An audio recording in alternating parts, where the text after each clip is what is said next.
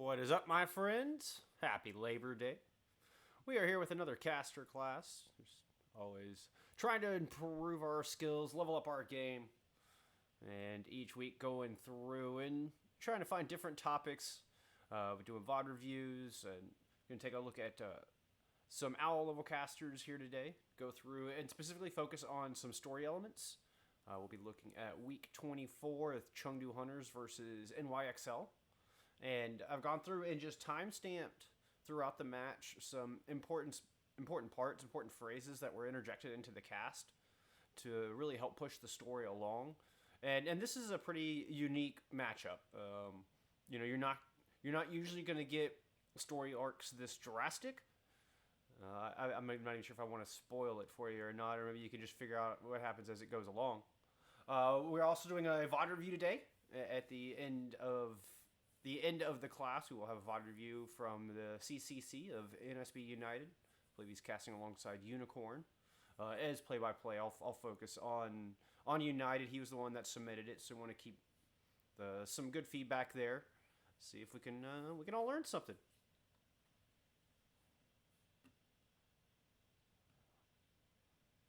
Some things I'd be looking for. One of the elements of this cast, like I mentioned, the story elements, but even further than that is how, from the very first opening sentence, the stakes are set. This is ZP and Wolf casting. ZP's filling in for Achilleos during the APAC cast. I believe Achilleos was dealing with visa issues during the time. It is week 24, so we're knee-deep in the Genji meta. I believe Orisa is banned during this particular weekend. So we're seeing a lot of dive. Audio's too low. That's fine. Here, I can bolster that up a little bit. I think I turned my gain down for one of my casts. Let me go adjust that real quick. I appreciate the heads up.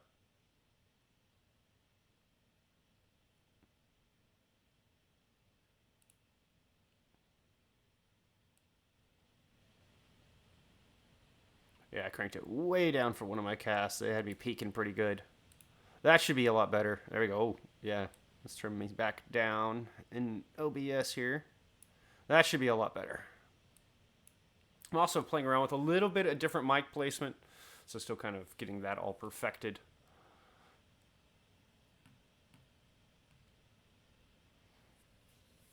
So yeah, back to what we're going to be looking at here. From the very first sentence, ZP sets the stakes really nicely on what to expect from this match, and the tone and the tone and the timing just reinforce it all. The way that they zoom in and out from the important elements. So they open up talking about with why Chengdu or how Chengdu Hunters have struggled. Then they start talking about composition stuff, and then specifically we'll start talking about individual players within that composition and what they don't like about it. And with this, they're coupling with who on NYXL is performing well and really what the Hunters have to watch out for. And then as the story flips, they start talking about who on Chengdu is doing well and the mistakes that are happening on the other side. And you can feel the tone as it goes throughout the cast, and it creates this wonderful story arc. It's one of the reasons it stood out to me. It's not the most high level Overwatch League gameplay you'll ever see, but it was the way that ZP and Wolf were able to tell this story that really made it stand out to me. So with that, what we're looking for, let's just get right on into this thing. Have a lot I want to go through today, so just going to keep it moving. Let's find my timestamp. Again, this is Chengdu Hunters vs. NYXL week 24. We're going to start right here at the opening. Chengdu Hunters taking on the New York Excelsior, and on paper, you'd think this is pretty one-sided. Yeah. You and I are just like laughing so hard about So right out of the gate, first sentence. This is, on paper, this looks to be a very one-sided matchup. Boom. You don't have to know anything about Overwatch League to know where these two teams stand. And J-Mac thing during the break. this is part of the It's tone like I'm he just talking ran. about. He ran all the way to the back line. So he went in the spawn room and grabbed a They're Guangzhou referring to a Chargers London jersey match real that quick. happened He was like, I previously. think I'm on this team now. He's like, I'm pretty done with Leinster Fire. No one's coming with me. I just keep going by myself. Now I'm just going to go join the Guangzhou Charge. Yeah, I mean, memes aside, I feel bad for the guy. He's had a rough night. But did you just say that you think on paper this would be a closer series? No, if I said that, my brain was addled. I said on paper, Wolf this is has not so going to much be close. personality. Oh, okay, yeah. It's a dry, nerdy personality, but I love it. It's not immediate. It's not like Uber that's a jump out of your face personality. But anyway, I'm not here to talk about style. I'm here to talk about story. And part of the reinforcement of the story is his brevity going into this intro. You can tell it's not something. It's not a super tight championship matchup or anything. You can just tell by the brevity that this is. You don't want to say something they're not taking seriously, but it almost seems to have a predetermined outcome, and that comes across in I the think, tone. yeah. I think this one's going to be. I think this one could be like the first series, but we'll have to wait and see. And they do it so effortlessly, right? These guys are absolute pros. ZP and Wolf are two of the smartest casters in OWL, and very, very good technique, and know how and when to break the rules and where they can interject a joke like that in. And it really adds more than it detracts from the story they're trying to tell, just from the tone that he was using and the way that they're approaching this. Let's talk about Chengdu's starting roster. I'm going to kind of break that one down here really quick. It's going to be Jinmu and Leave on the DPS line. But interestingly, very interestingly, Late Young is playing tank, okay? And Lengsa is in the support role. So, Late Young tank. This is important as well because he's highlighting something different, and this actually becomes a big factor in the series. And it's something that we will keep coming back to as the series progresses. But it's one of the reasons I left it in here, because they do highlight it immediately right out of the gate. I mean, I know he's dabbled. He's played Zarya in the past when Zarya was a DPS hero, so that's my guess is we're going to see Among on Rhine, and we're going to see Late Young on the Zarya. All right, I mean, it's a pretty terrifying lineup on paper, right? They go and talk You've about... got Jinmu on Genji, you've got the Leave on YXL Tracer roster. potentially, and then Late Young Zarya. It's like, well, that's honestly pretty powerful. That's a pretty nice setup, you know? I mean, See, we look at the record and go, He sounds skeptical, but like, that could work. All right. Nice little wrinkle thrown into the story that they've already laid out should be very one-sided. But here they come back to harping on the records. oh man, they're 4-14, they don't win. But then you think about the tragic history of New York and the games they do lose, and how Chengdu sometimes wins things they have no business winning. You know, as a New York fan, I'm just looking at this and I have a little bit of anxiety until the first few maps are over. well, I haven't been doing a whole lot of winning this season, unfortunately. 4-14 to New York's 13-5. It's actually a weaker regular season for New York. Crazy as that sounds, at 13-5. They're 70. So immediately talking about Chengdu's not been winning a whole lot, and in YXL 6% win rate. has a Franchise 76% wide. win rate. Like over they're the 3 think about that seasons. for a One of second. they're the most Yeah, they- consistent. winning 76% team. win rate franchise wide. Like this is the most consistent Overwatch League team. But this is their roughest season. But I still have to favor them coming into this. New York doesn't lose, unless it's the playoffs. That's just what they do. But the Hunters lead the way in. Amon on Hammond, Leave taken down immediately, so the Hunters don't really get much of an opening at all through ball play here. And I'm not sure I'm convinced with the ball play to begin with. Like, okay, Amon, you're really good at this hero, but it's 2020. It's not new anymore. I mean, are we less convinced with the ball play, or are we less convinced with the Pharah play here? Like Pharah Genji ball is it has not been ever a thing, and I don't know if it ever will be. Especially with the Zarya comp. Like this is actually kind of absurd. Now, I mean, Chengdu Hunters have had a bad season. They're pretty vocal about it too. They're like posting on Weibo like, yo, we're looking for a new coach, by the way. It's been a rough season. Okay, so I left that there because it's interesting. They actually zoom back out. Airboard coming through with 5 bits. Thank you, my friend. I appreciate the support. So they do a good job of one, the transition. Wolf just picks right up on what ZP is feeding him and then zooms out with it. So he's talking about Among's Wrecking Ball, maybe not working in 2020. ZP runs with that and then zooms it out a little bit more and starts talking about the Pharah, zooms it out even more and starts talking about the composition as a whole, and then zooms out even further to talk about how Chengdu have been publicly saying that they acknowledge this has not been a great season, putting out posts that they're looking for a head coach. I believe But like this is a bit Chengdu, even for Chengdu standards, okay? Remember early on in the night where So that little phrasing I loved. It was just such a good job from Wolf of catching a wonderful transition and then establishing story elements all the way, like zooming back out to remind you of it's Among, Jinmu, and Leaf in this combination that has led to a potentially bad season, to what was at that point very much a bad season, very bad run. A lot of their wins are early, and they do talk about that later. And then broadening that to even talk about the entire organization. So really good stuff there. We're going to skip ahead a little bit where they zoom back in. So as this fight progresses... Versus a McCree D.Va composition, but let's see how this Mirage goes. Let's see how it goes.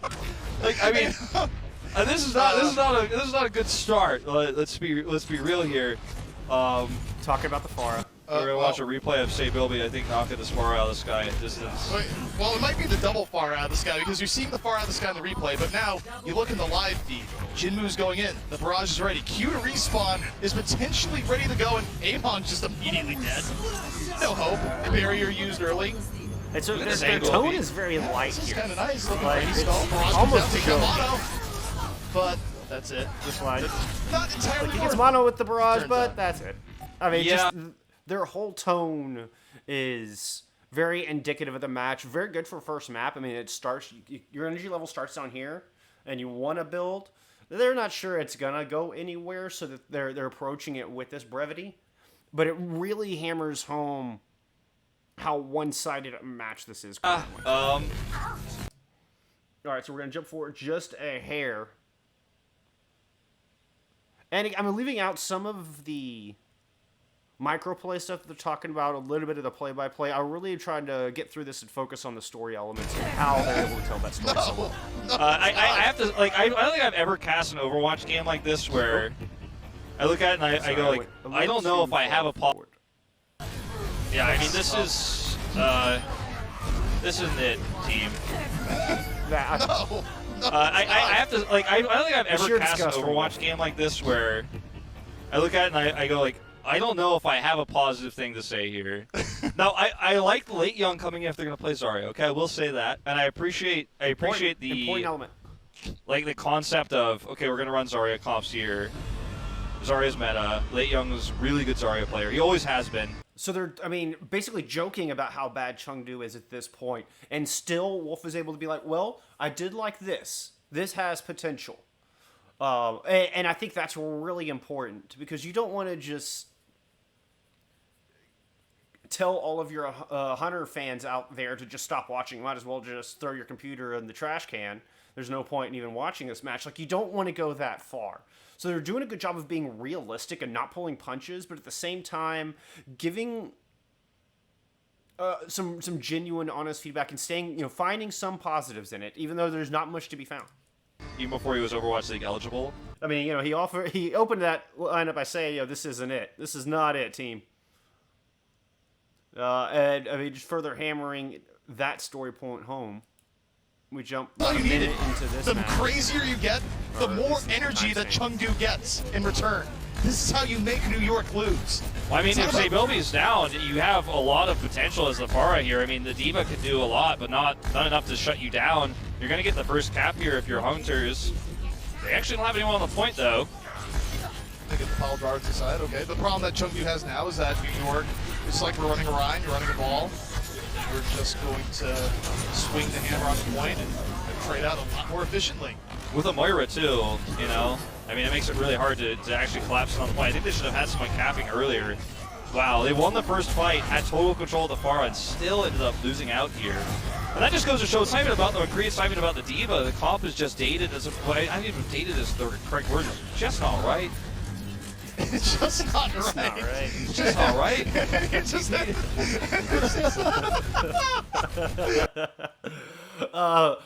Again, just going back to kind of broadening the story a little bit and talking about it, the composition as a whole is what they're really not liking right now. Like, I don't know if the word irregular is, like, the right word for this either. Like, All right, so we're going to go ahead and skip forward through this. Spoiler alert, NYXL win that map, as you can probably see just by the momentum of what's going on here. So we're going to we're going to jump to the end of this map. And again, we're focusing on that was important story elements. that was a map of professional Overwatch CP. You and I commentated. For you, it's what time is it in the morning now? Over there, it's 4:35, right? oh no, it's like closer to 6. Like Oh, that's right. You're not in long LA. enough that- No, oh no, definitely not Lucky. LA. So even just the way he comes out of it is, his tone is just very indicative. I just liked the statement where he came out. It was like, "Yep, that was a map of professional Overwatch," and almost just disgusted with what the Hunters are running at this point. So we'll come back in as they're gonna do their intros for map Fans number pulling 2. their hair out watching that one because you're excited, right? If you're a Chengdu fan, you know all these players' best heroes, and and one part of you is like, "Oh my god, you mean I get to see Late Young on Zarya? Oh, we got Jinmu on Pharah," and you're like, "Okay, this is really cool. This is really cool." And you're like, "Oh, look, Among is on a Wrecking Ball, and Yveltal's over there on the Mercy," and you're like, "This is like my dream." But then you see, like, Snake Bilby is just like, nah, I mean, McCree, like, just shoots Pharah and is Yeah, not the he might get her meta. out of the way, And Zippy's head. Genji doesn't work with this, and you're like, oh, yeah. So shit, actually, just like, down a this little is, my fantasy is ruined by reality. Yeah, I Well- think it's like one of those scenes in a movie where they like hype up the protagonist. They're like, "Oh, everything's going so Coming well." through It's with like a tier big 1 scene. sub Like for everyone's 8 looking all months, muscle, 4 months in a tone fit. row. They walk in, and then you don't even see the battle. You just see them all Oh, dejected in the Jimmy saying locker 8 room, months in a beating row. up shells Look in at their you former go. selves. Thank you and so much. it's I kinda really what we appreciate the saw a support. moment It's been ago with huge Chengdu like, and throughout New all York. of the months. You know, it's Your like the support has been daydreaming absolutely scene massive, and I in, really, like, really appreciate in a it. cartoon. I wouldn't or, be like, one here of with those, those like, supportive kick-ass yeah, one of people those like- old like 90s movies Straight where up. it's like the janitor's got a mop, but then like in his head he's actually Pharah and he's flying and he's like, this is my, I'm Okay, so if cool, you're like just I'm joining us, Pharah thinking flying, we're like doing this is a- gonna be so great, I'm gonna barrage them, and then like the daydreams. So we're looking back at week 24 with Chengdu versus NYXL, and looking at how ZP and Wolf were able to tell this story, and really do such a cool job of bringing this big anime arc to the screen. So just one of the things we were focusing on here was just the compositions, or what that they're focusing on as casters, was the compositions. And I actually want to go back and do this again, because Wolf does an excellent point of, well, you know these heroes, you know they play this well, but it's just not working for them in this meta. Fans pulling their hair out watching that one because you're excited, right? If you're a Chengdu fan, you know all these players' Just give best it a listen. heroes, and and one part of you is like, oh my god, you mean I get to see Late Young on Zarya? Oh, we got Jinmu on Pharah, and you're like, okay, this is really cool. This is really cool, and you're like, oh, look, Among is on a Wrecking Ball, and Yveltal's over there on the Mercy, and you're like, this is like my dream. But then you see like Snake Bilby is just like, nah, I mean McCree like just shoots Pharah and is not the meta. And Genji doesn't work with this, and you're like, oh yeah, like, actually like this is my fantasy is ruined by reality. Yeah, I Well- think it's like one of those scenes in a movie where they like hype. Awesome stuff. Love it. Because it ties into past Hunters. If you're a longtime fan of the Hunters, you're like identifying with it, you recognize it, you can feel it, and then it puts the stakes into the reality of the situation. That was a beautiful segment there from Wolf. All right, we're gonna keep pushing forward through this thing, because he goes on to talk about how it's not. A little bit later on in this intro. Yeah, I mean, sprawl like, on the floor. Jinmu is like literally one of the best Pharah players in the world. He's at least top 4 Pharah, if not better. But it doesn't, like, if you go against the meta that hard, and your opponent predicts it and then counters it, like, you're going to have a bad time. So there are substitutions. We'll get into them as we go into this game. We do have Lei Young is out. Okay, Else is in, right? A-Ting is in over Among. And you have Molly in for flex support. So you put all those things together and you're like, okay, maybe meta comps, possibly. Maybe. Maybe, possibly. Although At least I will what we say, know as the meta for now. well, if another analogy to all this, I think it's safe to So say, establishing but, the the why, model of 1 to in the 1v6 was composition. charged. Do you think he has the difference maker So we go there? No. into Temple of Anubis, and they start talking about mono and how mono is really the linchpin of the NYXL, and it gives you this sense of Chengdu have to do something about mono to even start to bring this thing back. They've got to deal with this world class Winston. And let me back it up just a hair. Actually, no, this is fine. I You don't put know. Mono on that payload. I don't know if I You tell don't me know. he's not walking away with the W. I think Mono is a stronger Winston because he wouldn't go to the payload by himself, but that's just me. As 18 feet. Fair enough. The Hunter is desperately trying to delay here. Transcend out of Molly. So Prayer just time that, is just over. that little Pain. snippet. That's all it took. In middle of Anubis, just that little snippet talking about mono, and you hype up his skill, and you make it known that for NYXL, that's the person to watch. That's the target that Chengdu have to focus down to even have a shot at this thing. So I mean, it's one sentence that just adds so much to the overall story. And then we get further in. NYXL put up a wicked fast time. And Chengdu decided to come out with Echo. Well, and needless to say that the casters are not too pleased. Let's give it a listen. Well, Also, it's there's going to an be, Echo here, interesting choice. Very risky because Ashe can prevent a lot of what you're trying to accomplish as Echo on Anubis. But it can be quite strong as well if you end up getting a really nice clone when you get onto the point, duplicate the... So you get a second primal. That's actually quite terrifying. So, at first he's just talking about how risky the Echo pick is, which just reinforces how delicate it needs to be played and how perfect the execution needs to be on that hero for it to find value. And does go on to explain that the ult could get value, if you get 2 Primal Rages going. This does come into play, and it's a great way to show the strength of the hero and why they might want to swap to it without being overly critical just yet, but we'll get to that. So pushing on through the attack.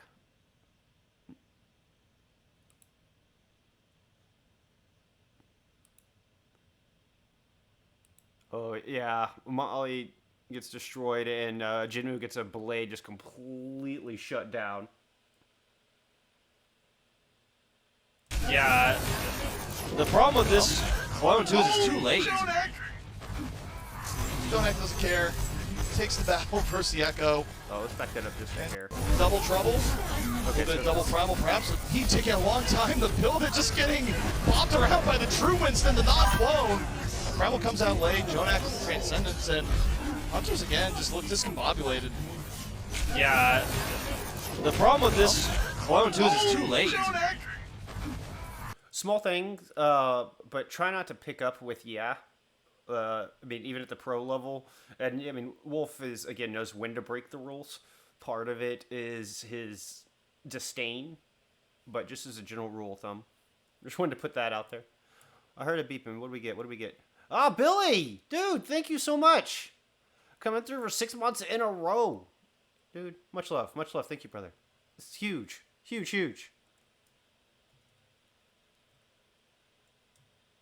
Jonak doesn't care. Takes the battle versus the Echo. And Chengdu, they're still kind of throwing on to a point. They tell Mono it's not over. So again, harping back to Mono, that's a recurring story thread as they want to talk about NYXL. What's up, Billy? Thank you so much. We're going over Chengdu versus NYXL with Wolf and ZP casting, and just taking a look at this match and see how Wolf and ZP were able to tell such a cool story.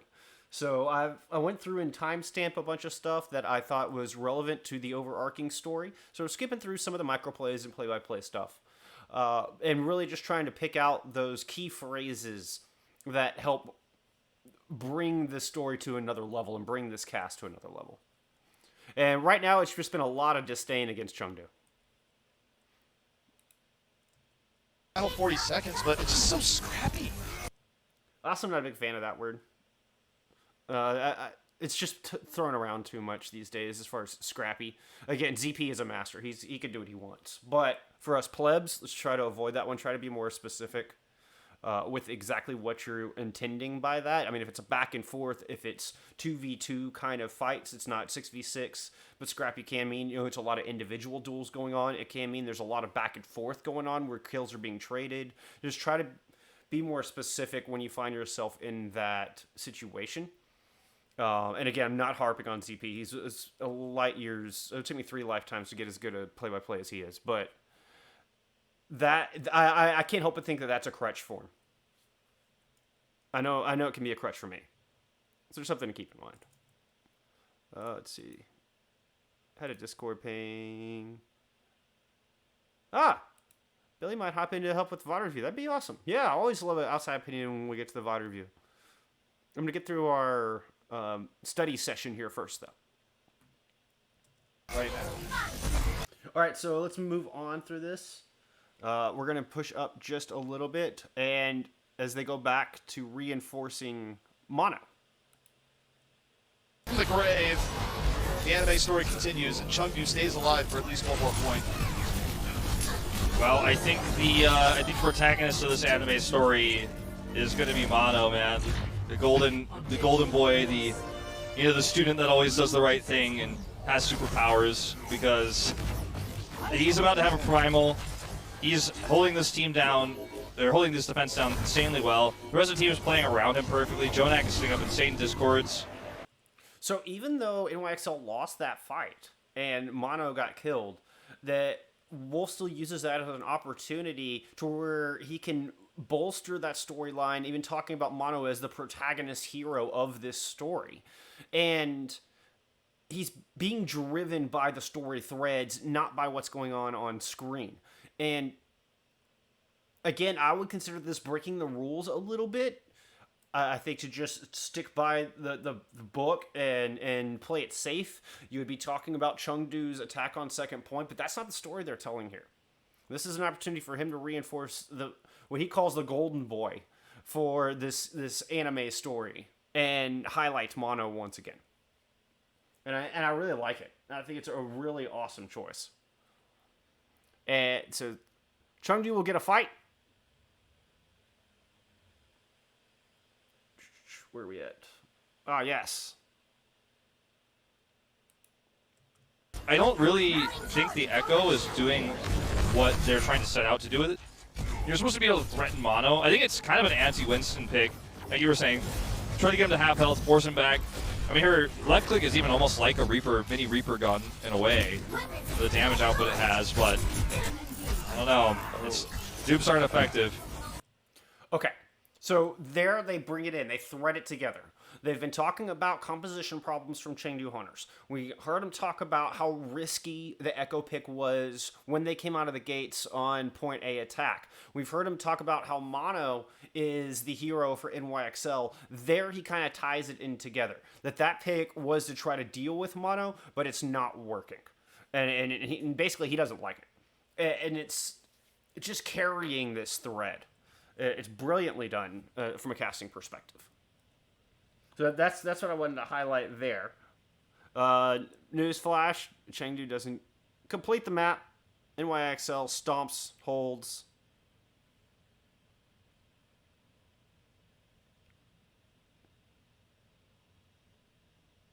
Oh, I did want to touch on... here. Yeah, I mean, Lee, he swaps off the Echo to a Tracer super late at, I think about 50% of his ult charge he was at. I would love to see a comparison between his damage output and Nene's damage output. I think Nene'd probably be tripling his damage or so. He's just not been effective on the Echo. It's such a late swap, too. Before he used Blade, a lot of air for the most part. gives him a little bit of cardio back towards the point, but it doesn't matter because Mono cuts the back with Hoffa. The front line taking measures into their own hands, a little bit of support from Nene. I just don't like pushes like this that are super disjointed. You have to wonder what the idea was. I mean, there's 3 different attacks happening simultaneously for Chengdu, and New York just comes in as one. One fist beats 5 separate fingers, man. I mean, I don't know.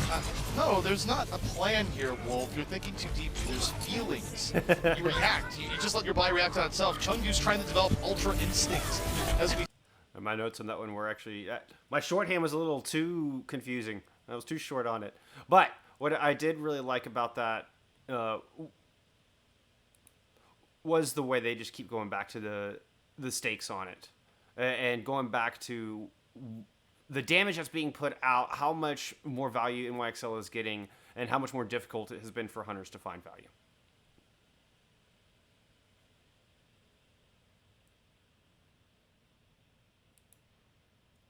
All right, I believe this is. Okay, It's this just is 2-0 New York. Closing out match. You might have blinked, could have missed it, but yeah, I mean, Chengdu definitely ran a setup that was more respectful there, but you brought it up mid-match, and the Echo, you got to go back to the Echo, and wasn't a great map for the Echo. Did not perform anywhere near as well as I think Nene did on the Tracer, and I mean, I think it was the best observation you had in the map, and it's hard to argue against. And right back to the fact Yeah, of the overarching story, the compositions being the problem. There's some things we're gonna have to break down when we go to our halftime coming up here. Some things we're gonna have to talk about, ZP, me and you. Well, Wolf with his swagger there, it's great. So then we're going to come back in, and we at their crunch time. I enjoy this crunch time all around, so we're just going to watch it through. Watch the elements. So this is, their 5-minute recap of the first half. The elements that Wolf chooses to harp on. I thought really just were brilliant and carried the story. It's game break time, presented by Pringles Wavy. We got here pretty quickly, all in all, and Wolf, there's a lot to unpack. Yeah, there is. Well, again, just not gonna tone. unpack itself, Wolf. Tone we and must timing. delve Oh, into sorry, I the didn't mean to mysteries. throw It's a that there. Lovecraftian horror that we have seen here tonight. I'm just trying to let you wave. But just his tone, yeah, there is. And then this is kind of awesome, a little subtle thing where he's making jokes and waiting for the actual official call sign because they got to do the sponsor thing. Me into it, you know what I mean? Very, very clever play by Wolf. Yeah, I mean, wave you into it. I mean, Which this he is doesn't more pick like, up I don't on know what you immediately. think I am, but this would be the bird just like pushing the offspring directly out of the nest. Like that's kind of what I'm doing here. I'm just gonna throw you straight I think into the it, which producer brings us picked up into on it our because of crunch that. time, Yeah, presented I by think the Pringles producer Wavy. relayed. Wolf, explain Chengdu. Waving me into it. All right, so Chengdu, Here we go. I do wonder about where Chengdu's mentality's at. We know publicly they posted that they're looking for a new coach Back at to the super moment. broad. When you see something like that posted like publicly, it almost feels like it's telling the fans like, look, we know there are problems. Okay, this is not a good season for us.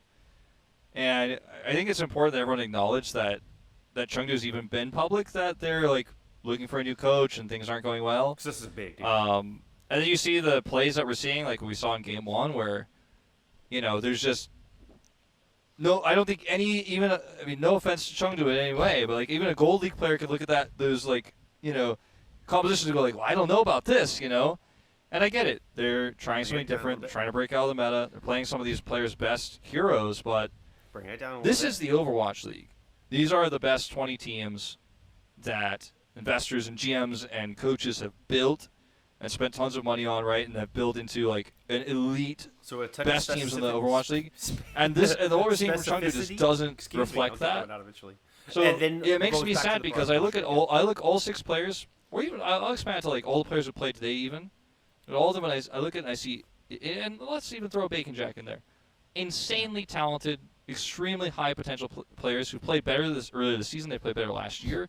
I don't know what's going on, but I want this team to do better because I know their potential is like 5 times better than what we are seeing in this year. This is awesome because he puts through that there's big potential, and that his disdain and disappointment is because he knows there's big potential. It's very different from just calling them bronze players. But no, it's a little jestability there. But to the point, he's not just calling the players total dog shit. He's saying that there are fundamental problems, and it's hard to lock down what those problems are. But the skill ceiling is very high on these players, and it's given the respect to that. And again, you don't want Chengdu Hunter fans to just all turn off the game. I mean, you want to keep them, give them a reason to watch. There is a cool story there that could develop. Now, it just so happens it develops during this match and not in the previous 10 losses that we saw from them. Series right now. But he does such a good job. And I just want to see the Chengdu Hunters that made me like jump out of my seat and smile and laugh last year and earlier this year. And I don't know what's going on, but it's been a while since they've won a series, and they're not taking very many maps away. Yeah, I mean, you think about how the Hunters really built a lot of their fan base, right? They were a team that was willing to take risks at a time where a lot of people looked at the current meta, the 3-3, the GOATs, whatever you want to call it. I mean, look all it is. Everyone call it GOATs. You can say 3-3 all you want. GOATs is how people looked at it. And, it's a team that people really enjoyed watching. But now we've kind of hit the 2-2-2 era where everyone is running different forms of DPS. And, Chengdu, it's almost like their identity is like, everyone has that one friend they play games with, right? That friend that goes, no, I'm not doing that thing. I'm not looking at the guide.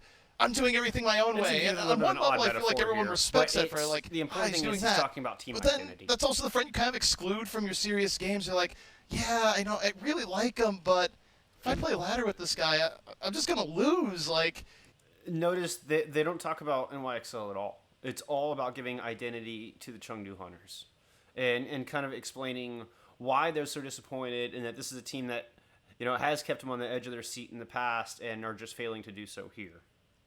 Just has crazy ideas that he keeps going through, and you kind of get sad because you're looking at him and you're just like, no, like, I know there's so much potential here. Like, this person's a god gamer.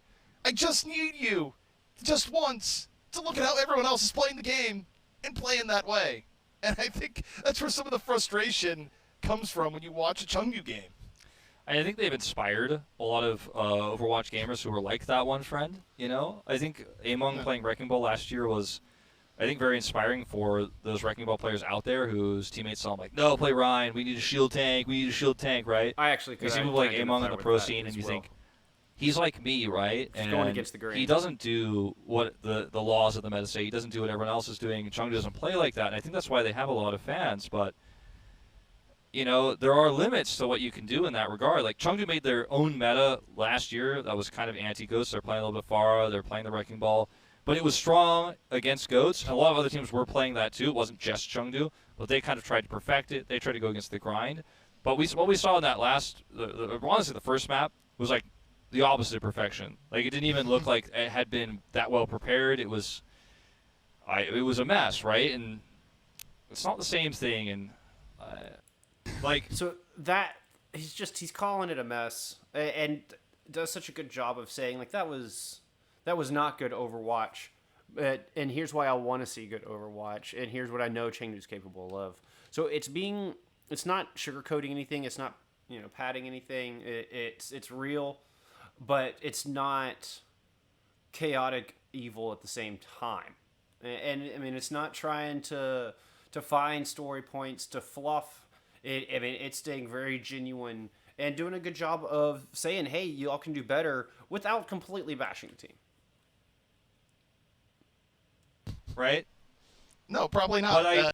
What I don't want to see is like another crazy comp where it's just like, okay, well, this was fun for the fans. It almost felt like the first game one felt like fan service.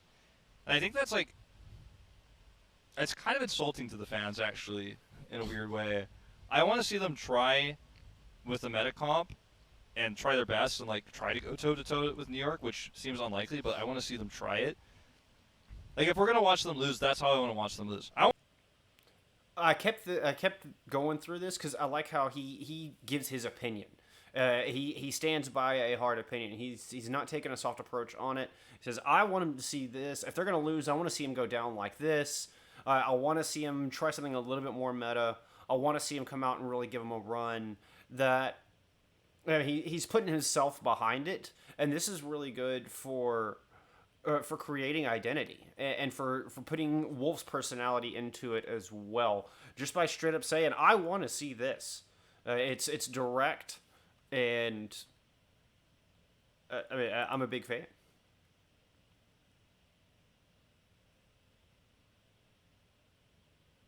Yeah, sorry, just catching up on chat here a little bit. Yeah, Wolf does such a good job with that kind of stuff, with expressing the disappointment in ways where it's like, I want to be happy for you. And I thought that breakdown was so good. His game breakdown was just so good. All right, let's keep it rolling. I want to watch them win, actually. There you But go. Yeah. given what we've seen so far, it seems unlikely. But I don't want to see some like crazy wonky comps. We are going to Havana, which I'm not sure because homestands were a really long time ago. But I don't think We're going to talk about the map here a little bit. he ends up playing here because I was like, So we're going a lot of in, open space, you know. attack. this is such a weird situation, by the way, with Chengdu being 4-14, having a pretty decent start to the season. Like some of those wins in the 4, like I believe even beating Shanghai Dragons one of their earlier matches when Asia actually started. Just remember Asia started like a little bit later than everybody else. Some impressive wins at the start, but like to fall this far, we've almost never seen anything like this in like Korean Overwatch. And I know Chengdu's not a Korean team, but like when you think about historically contenders in Korea when that was an offline league, and when you think about Apex, it was very rarely a team that kind of competed with the Korean teams that just like got so owned. You think about Flash Lux, you think about when Fnatic came to Korea and played in Apex, like, it was a pretty rough time for them, but Yes, we haven't seen like anything like this in a while. Huge setting of stakes where he's talking about the Hunters like downturn, their flop through the middle of the season is on historic levels, where they are absolutely just shitting the bed over and over again on an unprecedented level for this region. That typically the region is way more competitive, and I mean going back into Apex days, and that's how far he has to go back to pull out a reference for how Chengdu have looked against the rest of the region. And so it was just a really nice setting of stakes that once again zooms out, pulls back out. We're coming back in from halftime. We had the halftime, the serious halftime talk, and then he comes in and puts these really historic level stakes on it. And not trying to overhype anything or make up some sort of value that's not there. It's talking about how historically bad Chengdu have been, but putting it into a very analytical phrasing where it's not just straight up, shitting on him. He's not throwing shade. He's spewing facts.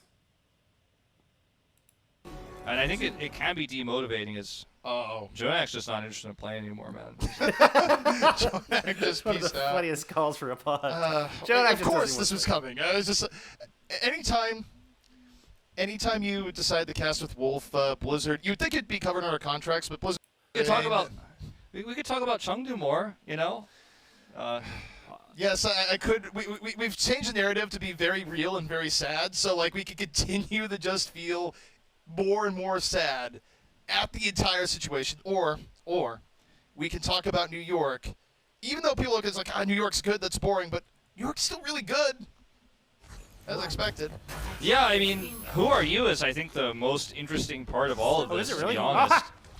Thank you, Swift. Like, who are you, You weren't performing this lying. well on Genji? I missed an audio and bar starting further over down. Huxall is one of the more exciting parts, I think, for a lot of New York fans. Is Among's going to have to zip out of there. We have Late Young back in, by the way. No Farah this time, though. And Molly stays in, too. And also, I mean, it's interesting for Chengdu because this is a map you can't play far on, maybe not in this meta. So if you're just joining, we're reviewing Chengdu versus NYXL in week 24. Yeah, that was my fault. That was a bit of a skunk moment. There was a audio bar further down my mixer that should have been muted that I missed. So that's a feels bad. Oh well. We keep moving forward. But going through ZP and Wolf's cast, see how they tell this incredible anime arc. As they're entering map 3 and YXL is up 2-0 heading to Havana. Jonak comes back into the lobby after disconnecting, goes, yeah. And so far we've discussed what I think thing that stands out to me the most is how effortlessly and how often Wolf and ZP go from broad story elements to specific points about why it's not working to composition of specific heroes within the comp, and then keep kind of doing this zoom in and then pull back out, remind you of the overall stakes, zoom in to specific instances, pull back out, remind you of the stakes. It's brilliant. And focusing on individual heroes at that. So we've heard him talk about Jinmu and Leave quite a bit, especially Jinmu on the Pharah. We've heard him talk about Emming pulling out the ball. We saw 18 come in and try to play Winston in round 2. That didn't work, so Ameng is back in on ball. And then we've heard him talk about how Mono is the hero of NYXL. And I believe they're going to do a little Jonak praise here, if I'm not mistaken. I'm ready. Takes down Leave, gets the early pick off. Puts Chengdu in a tougher spot. Late Young with some really nice energy management. Oh, no, that was a little bit later. They're going to talk about Late Young. And that's one the other one that they talked about from the get-go, actually, is Late Young on the Zarya, excuse me. And how that could be something positive to take from it so far into this, what's been a very abysmal showing from Chengdu Hunters. We're going to push forward a little bit. Things start to turn. It wasn't. I think they should have regrouped. Yeah, I think they regrouped a little bit earlier. I mean, Who Are You is at 27 health, getting dash reset kills, and I think they just thought, okay, well, we got this in the bag, but they didn't. They have it in the bag now, though, because they have ults. And Who Are You, as long as he doesn't get blown up by this Discord. Here comes the Blade. Well, he does get blown up. He does get blown up. Who Are You? A little bit too careless. We got the Bobby Bob. Wow, the series has it all. Bob fight. But Bob's gone. So, not something we're touching on a whole lot during this VOD review, or really just a study session, I guess is a better way to put it. But I love how they set up, as long as Who Are You doesn't get blown up here, this should be an easy fight win, and sure enough, Who Are You gets absolutely destroyed as soon as he pulls out Blade. Your sacrifice will probably not be remembered. It's real. We'll be right now on the poking, and I mean, the storyline here is that New York's 1 minute away from getting held on first, despite all the zaniness. Boom. And even breaks fourth wall a little bit by saying, hey, the storyline here is this. You know, often want to come out and flat out say that, but hey, these guys know the rules. They can break them at whim. So we're going to skip forward a little bit. Graviton on point again, tip the ball there. Come on, a little bit of a pile driver towards the end. And I would say one thing that's been consistently good for the Hunters here, they've been getting value off the grabs here, Wolf. Yeah, they really are. I mean, Late Young is actually we talked about how good Zarya is. Here we go. And back to the having him subbed in on this map, I mean, they're actually playing a real comp, sort of, with the Wrecking Ball notwithstanding. But, I mean, the Wrecking Ball functions as the Winston in, like, our quote-unquote meta comp. But, I mean, look, it's working. His energy management's been out of this world. He's building fast grabs. The grabs have been good. Molly is also not having a bad time. I mean, Jonak is doing a more effective damage, but I feel like Molly... So going back to talking about the one positive, they had talked about Late Young's Zarya being a positive early on, and now they're coming back and reinforcing that. It's what I really liked about that. Like, hey, this thing isn't actually bad. This isn't actually bad. All right, so we're going to continue through Havana. New York gets held on point B. And we're going to jump to Chengdu's attack. Again, we're just fighting the important story elements throughout this. Faster. Tell me your feed didn't stop too. No, my feed is still going. Okay, so okay, I'm my ready. feed's good now. It stopped for a second for me. I was ready to go full soul cast. Like, I've been waiting for this moment all season long. Usually I'm the one that disconnects. But, you know, it's play-by-play time anyway, so you get to hold for a moment. Who are you at the blade? Oh no. Oh no. Oh no. Absolutely nothing goes right. Gets stuck in a minefield. And now Jinmu has a blade. Doesn't have to worry about mines on the other end. Chengdu with a real opportunity to move in. Yeah, I mean, Late Young's res here. Jinmu's blade comes out. Insane value. To immediately a far more effective Dragon Blade, and you know, I hate to bring out the old term here, Wolf, but you look at this right now and it's kind of a Genji difference. All right. So now we've shifted from talking about Jinmu's terrible Pharah, not really terrible Pharah, but the terrible choice in composition and using Pharah, to now highlighting Jinmu in this swap to Genji and how he's outplaying Who Are You. And ZP straight up calling the Genji difference as Chengdu start to really bring this thing back and look as strong as they've looked all series long.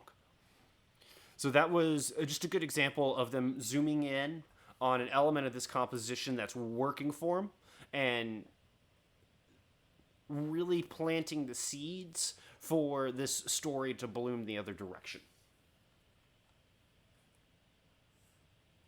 So we're going to skip forward through by 2 minutes. Jinmu with another huge play just to reinforce that last point home. So you can see how these things snowball, and I mean, ZP looking like a genius as this continues. Chengdu revive the halftime speech, inadvertent as it is, Wolf. Might have brought the Hunters back to the break. That's right, we're going to steal a little bit of credit as New York is crumbling on Havana. Still going to have ourselves a series from the looks of it. That's what they want, and that's what we're going to get. At least we're going to get a map 4 here as New York just get totally outclassed. Hang on. Goryu's down. I mean, it's still very likely map 4, but New York's buying enough time that, okay, this is a little bit questionable for Chengdu. If they don't clean it up soon, you're seeing more and more New York players back onto the payload. You don't want to mess with this for too long. You take down both tanks. All right, that's good. We're going to map 4. Lei Young map there 4, burning was a him little down. bit scary for a second there.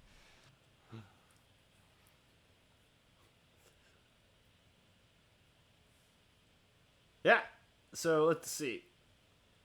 I didn't have actually a note for that one. I believe I just like the fact that it was the halftime speech reference that I really liked with that talking about, hey, you got that pep talk, and Hunter's looking like a brand new team.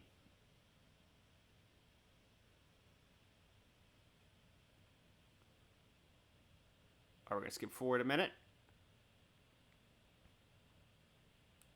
This, even if they were going to lose it, I'd like to see them play it like this, with a strategy that looks really well prepared. Wolf with his Maybe they can bring it back back. I don't think so, but really hey, being one assertive step of the on way mic. already there. Well, like we said, sometimes you enter into the Hunter zone and maybe the door has been open. New York fans just look at this going, no, I don't want any part of this. But we'll see where we go. Chengdu's still alive. Can they continue to bring it back? Find out in just a few minutes.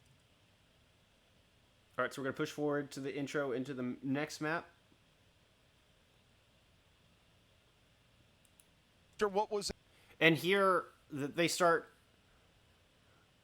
giving a little bit more hope, a little bit more glimmers of happiness in referencing Chengdu, and you can see even to this state the tone has shifted. They're not kind of like, yeah, that's just their tone has changed. The cadence is a little bit more upbeat. a brutal first half, leaving more questions than answers. Chengdu goes Havana, flips the script a little bit, takes a map off New York, and they're still facing elimination, Wolf, but 2-1, things look a little bit more bright than I think anyone thought they might for Chengdu after those first 2 maps. Good old miraculous youngster coming back into play. Lei Young is looking great on the Zarya. He looked pretty good on Control. The rest of his team was, playing non-meta heroes, so it was hard to really shine in a situation like that. But when Chengdu was playing overall fairly normal, with their own spin on things, right, Among on the Wrecking Ball, it worked out pretty well. So you can see even the tone and the cadence of his and the pacing of his casting there has changed from what we saw during the halftime speech, and that's super important to make sure we're getting our emotions and our tones are matching where the story should be and in that flow, wherever it is in the story arc. And both of them doing a good job of it there. I mean, Wolf he's a color caster, They're not quite as up and down as its play-by-plays.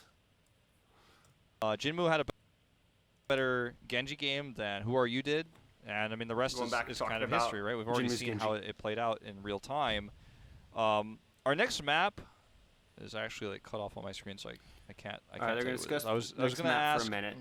So you, we're but talking about the teams. And we're talking with the about Genji the maps themselves. Tracer, But- that kind of style. All right, so we skip forward a little bit. Anything, as long as they don't run the Echo here or the Pharah, I'm pretty much okay with anything for Chengdu. I'm pretty much okay with anything. It's Nambani first. There is a very good chance Jinmu is coming out in the Pharah. I know, but that's what I'm worried about. Wolf gets No, but visibly you worried. should be worried. He starts like, shifting. This He's is like, oh. highly likely to happen. I'm just saying, I I personally love this approve build-up. of pretty much anything. Harps back to points that they were making in maps 1 and 2. Wolf is putting assertive opinions out there, and I don't want to see the Echo. I don't want to see the Pharah. ZP countered back like with this map, and then you see Wolf like, I am a little worried. Accept I am that. a little worried. As long as Lei Young's on Zarya, okay. All right, Veltal on so now we're gonna jump through to where you can actually see the hero the selection Sombra? in the start of Numbani. So, I'm still surprised we're seeing Sombra, not Ashe, but because they that's talked what about New York wants to NYXL's run. They want to comp run for a bit, counter but now we dive. come back to Chengdu. Very strong on Numbani. Late Young on the Zarya. All right. I mean, there's no Pharah to be seen. I'm so proud. So Okay. I told you, You know ZP. what? Yeah. We were a little bit judgmental, perhaps. And Nene's down!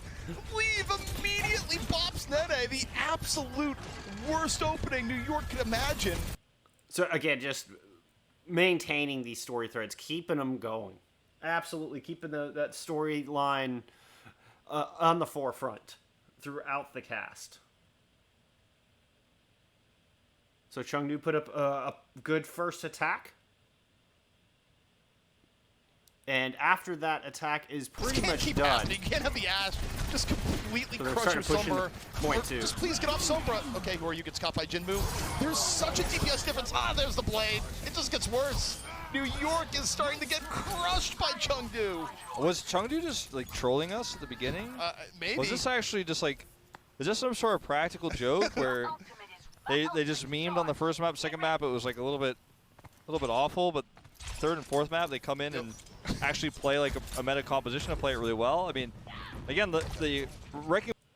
Okay, so two things to note here. Obviously, the jokes about Hunters trolling through the first two maps, but also the timing in which Wolf chooses to interject this part. Because he knows by where the cart is that if there is a contest coming through, it's not going to be for 20 seconds or so.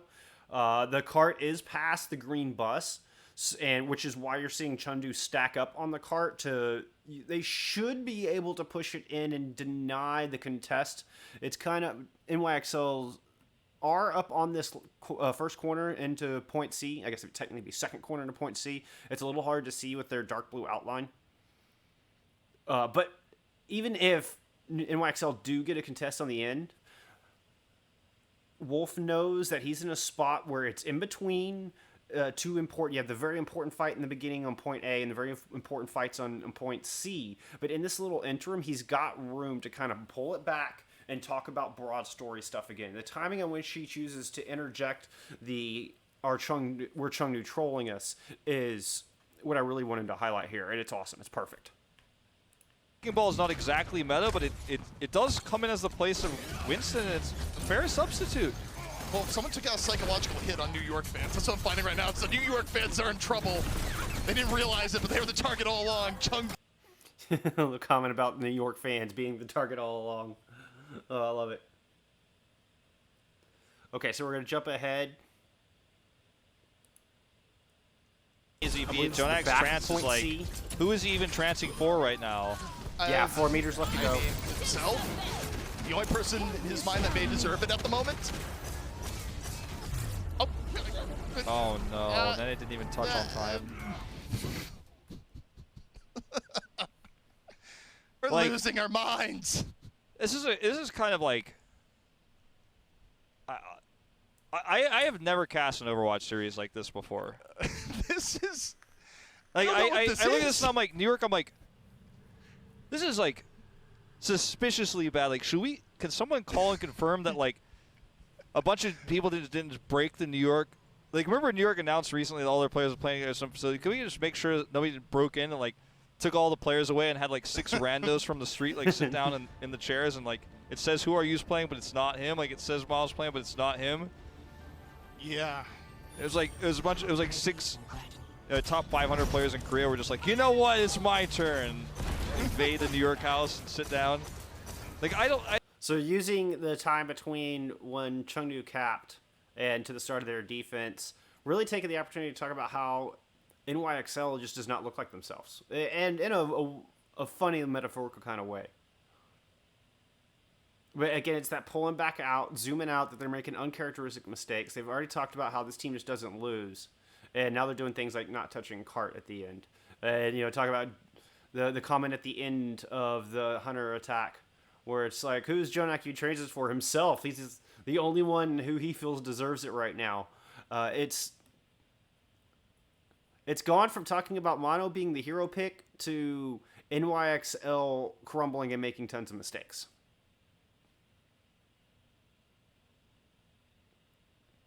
All right, so we're going to go into NYXL's attack.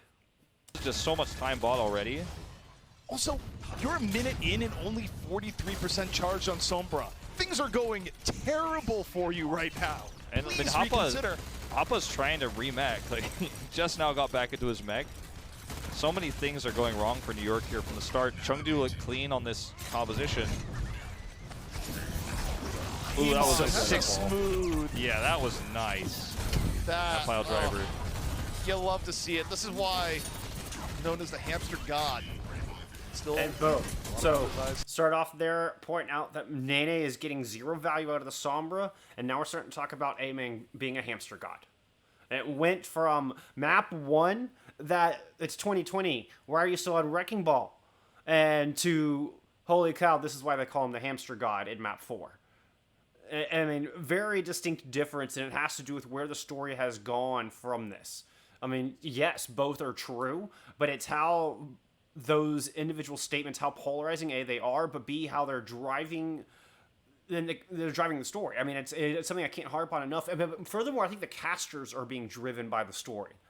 As much as they are the individual action, they are casting across the entire series. They're not casting fight to fight like I find myself doing a lot, especially in early casting, especially in CGL days and even before.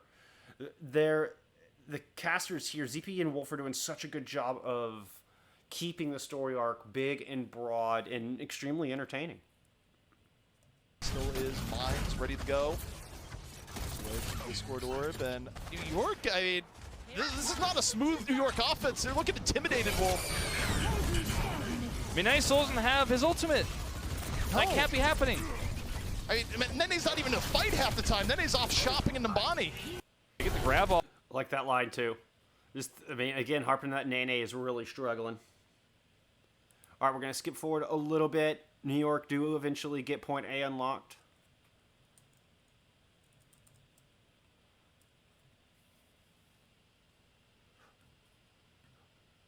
Yeah, Nene's shopping in Numbani. Yeah. No, it's a good line. It's a good line. All right, I'm going to go refill my water.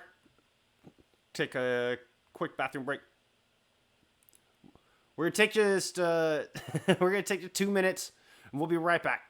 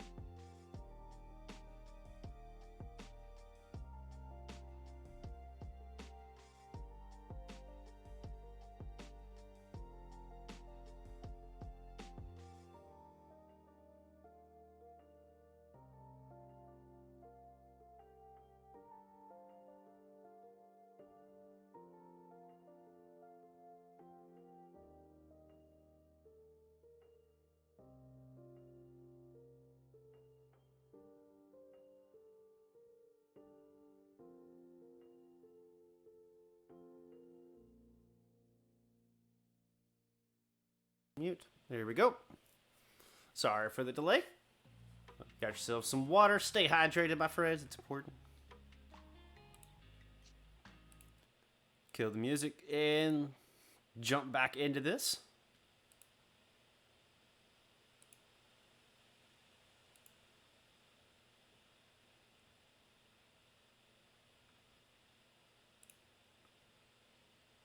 Like he's a Looney Tunes Tunes character. map 4. I think Chengdu figured out the comp. I was actually right where I wanted to be. It's Like he's a Looney Tunes character. I think Chengdu figured out the comp that makes sense for them, and it's this one. Leave on the Ashe, incredible anti-Sombra, incredible anti-Genji. You know, Genji's always going to be good, right? But then you've got late young Zarya to back it up. Among just doing what he does best on this Wrecking Ball. And this is the Chengdu that made people fans of Chengdu. It's like you're doing something different, but it all makes sense, and you can appreciate the effort that comes into building a composition like this, practicing a composition like this, and making it work. all right. So this is just a line about compositions were a problem before, and here, as we've seen the different iterations Chengdu have shown us throughout this series, that they might have actually finally figured it out right before our eyes. That they figured out what works for them, and they're starting to really find their stride as we've been watching them. And it's Wolf touching back on that story point of the compositions being the problem, and now flipping it into a positive, and that they've really figured something out. Like the coordination. Blade with shield and okay. It was a little bit too much. Like the coordination was there, but it's kind of the 1v6 play. 2v6 if you count the shield, not great. Jinbu ends up fighting it, but it was weird. I mean, who are you basically used to play just to kill Jinbu, and as a result, Chengdu still standing. Who are you feeds his life away? And Chengdu still has a chance here. They got the Bob out, Among's in the back, Leave is uncontested. And I mean, New York's gonna lose this fight. Yeah, and they only have one more for B. Boom. Some great play by ZP there. So we're going to skip to That is a the good play end from Who Are You? of Good luck. New York's attack. All Now right, the here we go. Transcendence is going to be on the way. So at least needs to get the Transcendence. Yeah, and he's not going to have high energy from the start. Among is helping with that. Trying to force this under trance. That's the Routes YouTube on. video. The Hunters out, they get Mono down. Here comes Who Are You, looking to equalize. The Blade, throw and oh, dashes into the mines. Oh, the tragedy. Before our very eyes, Wolf. And the Hunters, they're about to hold here in the body. They're about to force a map 5. It's What a happening. crazier turnaround. We've entered the zone. It's real. We have entered the Chengdu zone. We have done it. It's here. It's Oh. happening in real time. ZP, we just watched two of the most one-sided games I've cast Ameng's in face, he just APAC tells it all. this He's year. like, wait, what? into Chengdu fighting their His way camera's through frozen, a it's sloppy funny. New York game in Game 3, then in Game 4, dominating them and outplaying them at every turn. This is the comp. This is the squad that Chengdu should be using. This is their chance to make right the last few losses they've had in a row here in Asia. Boom. Wonderful reestablishing of stakes, pulling it all back around. I mean, it flows so perfectly. It does not feel forced. But Wolf just right there, just that comment about they can make right the past couple months worth of losses here by what they have figured out in this composition and how important it is to this team. Brilliant. All right. We're going to skip ahead to the intro of map 5. We tried to sell the what script they have to to this say. match to Hollywood during the break. They went by it. It was too unbelievable. They said it's not realistic. And yet here we are. Chengdu, 2 maps. New York, 2 maps. In one of the craziest swings of momentum I think we've ever seen in Overwatch or Overwatch League itself. We've entered just new territory here, Wolf. Well, I do have to point out that CP disagreed with my casting choice of Tom Cruise for Among, but and I had, They go on to talk about the movie script. I just loved the way ZP brought that back in. That was, I mean, what a way to sum up where we sit at the 2-2 right now. that if you're just tuning in, which I don't know if it applies to Overwatch League, but I know for Tier 2, the vast majority of people don't sit and watch the whole series. There's always people dropping in and out. So it's really important. So one of the themes of our caster class today is how well these two casters have been able to go from the broad, overarching story and pick out points of it and zoom in and see how that it plays out on a micro basis for each play that we're seeing, and then pull it back out and talk about reasons why, overall impact. They're doing that because unlike a novel or a traditional story arc where you're just going to have your beginning and your introduction, you set the characters and then give them problems to overcome and have a climax where they overcome the problems, they win the fight, and then a resolution. That happens constantly. You still want to have an overarching story to the whole match, but they do a good job of reestablishing that bird's eye view for people that are coming in and out, that are bouncing in and out. If somebody just hopped in now, that you're going, holy crap, I want to go back and watch what I've missed. I want to go back and watch these first 4 maps just from the way ZP introduced map 5.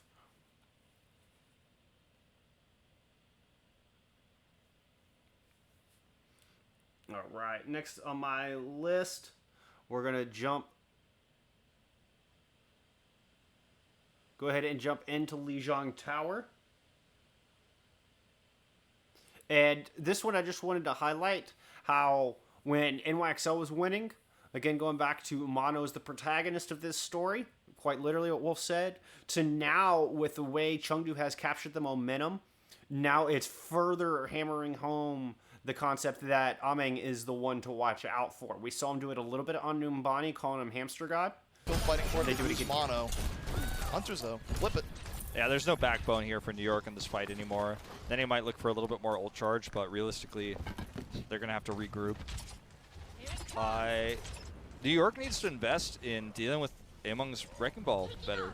And whether that's focusing him down, running a Zen and getting a Discord Orb, looking for the flashbang, I mean, there's got to be something. I mean, hacking him, he shouldn't be able to 1v1 a Sombra. Yeah, I was going to say, how is Amon bullying a Sombra of all heroes this badly? That Amon is really just that isn't good. Just how that should work. bullies his own hard counter. You turn on full Hamster God mode, I Boom. guess it there works. it is again. How?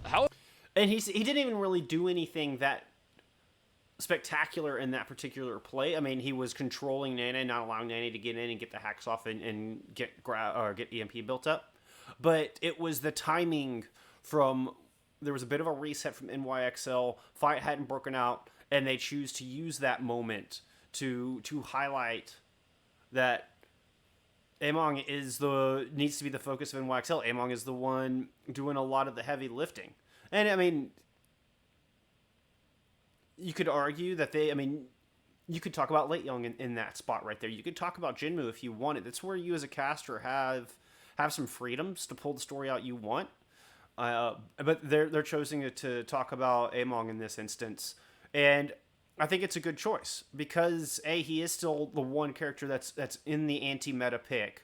Orisa is banned for this week, so just keep that in mind as we've been watching this. So that's why we are firmly in double shield Genji meta during this time, but Orisa's banned out, so it's been mostly Winston with a little bit of Reinhardt, as you can see, for control points.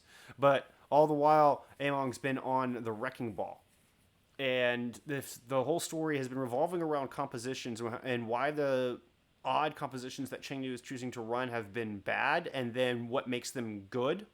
Among is still the X factor in that, as he sticks with the Wrecking Ball, and they've kept him in the game, not bringing A-Ting in to play the Winston. And now, I mean, this story has 100% flipped on its head. And that's why they chose to focus him. I mean, yes, there could be arguments, like I was saying, to highlight Late Young or Jinmu. That's why Among is the focus during this downtime and to reconnect those story threads. It's awesome. They do such a good job.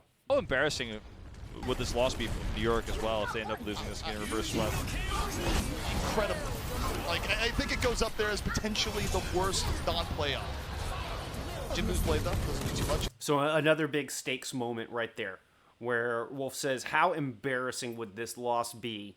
And ZP's saying the worst one in history outside of playoffs for NYXL. Again, just a beautiful setting of stakes and reminding everybody what this upcoming fight means, what this map means. Blade for Graviton comes out a little bit after. Still forced out of beating New York though, and they weren't really in danger, so I mean, Hunter's still kind of okay, especially if Late Young can stay alive, keep energy, leave out of the fight. Late Young, the next person being focused is Savior will be on Tracer. Give me 1 second. I want to talk about an old hit from New York. Savior will be on Tracer, often a hero. Yeah, I mean, things are starting to come back together here for New York. I think they should hold the EMP if they can. As tempting as it is to use it to guarantee and to cut some of that percentage, you've got to hold it. They do hold it. And now they can operate around the front of this choke. Sabilby's going to stick with the Tracer. I don't think you want to swap in this situation. Not right now. No, They've got to be careful of the blade, too. Like, they don't have a sound barrier. Hunters could just take this away if they're they mess about up to highlight anything. Among once again. Mistake. Very much could. Among's going to be looping around the back. I mean, I think the key here for Nene is you want to win the EMP as long as possible, make sure Chengdu's committing. But Chengdu also, I mean, they're playing around the EMP pretty well with how they're engaging individual angles. Blade coming from Jinmu. This is where you have to use the EMP, but you've already lost Animo. Nene, EMP's a little bit later. It's not anywhere near as impactful as it should be. Chengdu's still in the fight, 5-on-5. Only Late Young out. But Hoppa taking matters into his own hands, finds Vettel, but it's Among on the other end!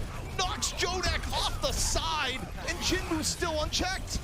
Among's playing so well right now.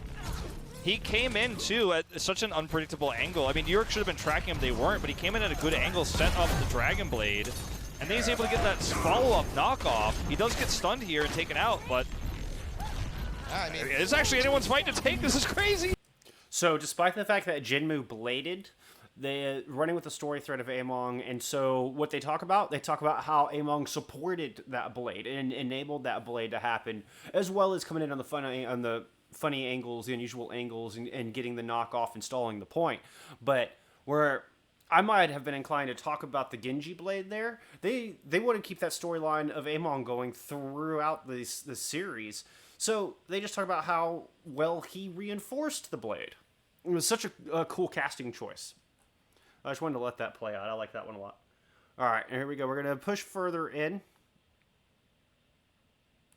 to a little bit of stakes being set as Hunters take Wolf, opening round we're almost to of map 5. what would be one of the most ridiculous, if not the most ridiculous reverse sweep in Overwatch history. I cannot believe what I am seeing. I mean, I don't know if I want to say it's the most ridiculous reverse sweep we've ever seen. We have seen some crazy ones, but it's definitely going to take the cake for the most recent, crazy reverse. We've had a few this season for sure, but like this one is pretty ridiculous, okay? Well, Wolf, if Chengdu wins, there's going to be some very sad New York fans because there's New York fans that stayed up, saw the quick 2-0, was like, I'm just going to go to bed, this is over. They're going to wake up tomorrow morning, potentially, and see Chengdu with the 3-2.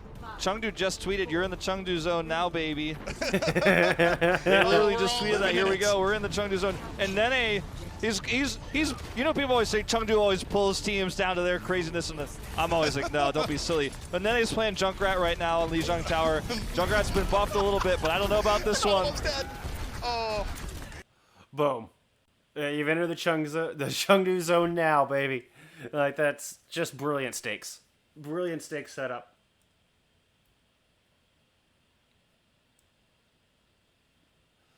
They go on to talk about, once again, going back to NYXL fans. Last two maps, but I think I'm right now. New York really needs to turn this around. Chengdu is real close to the successful assassination of the psyche of every New York fan that's still up. They're on the brink. The bomb. It's out early here from Chengdu. New York in a rough spot, and Sabiel B gets bopped by Leave, who continues. So it's a cool choice because you can talk about the impact that Chengdu is having on the team without talking about the team directly. When he's talking about, breaking the minds of the fans, he's not saying that NYXL themselves are boomed. He's not talking about the players being boomed, but it's kind of implied. But he can say with certainty, that you're definitely throwing off the mental of the fans. So it's just a really neat casting choice to help push the stakes further.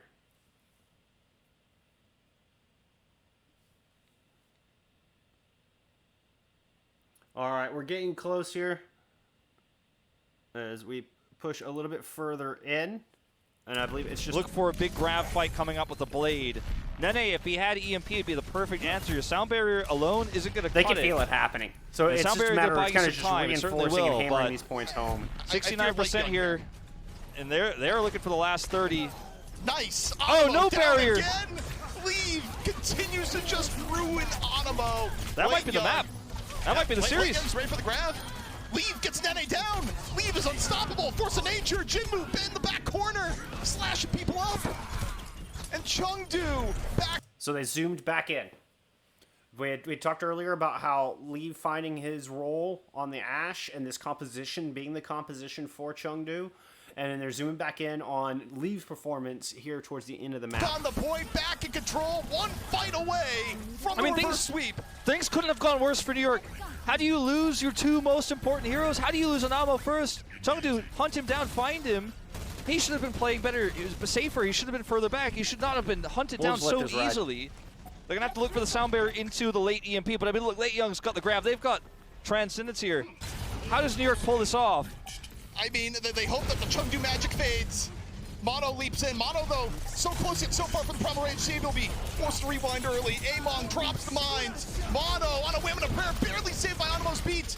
But how long can he live to the primal rage? No! Talks about the primal Lee rage, takes then him boom, down can't one live to get it more off. time. Great The setup, unstoppable and then follow Ash through from above. CP. The dynamite into the heart of New York. And now New York. Dynamite into the heart of New York. I looking mean, for talking the about just giving miracle. weight This to is- that line. it's happening. And he was Wolf just with talking it about to the a zone. Chengdu TNT from Lee. about to complete the reverse sweep. Overtime ticking on down. It's just the last little bit delay. Nene is out. Mono's back in. The primal still in reserve.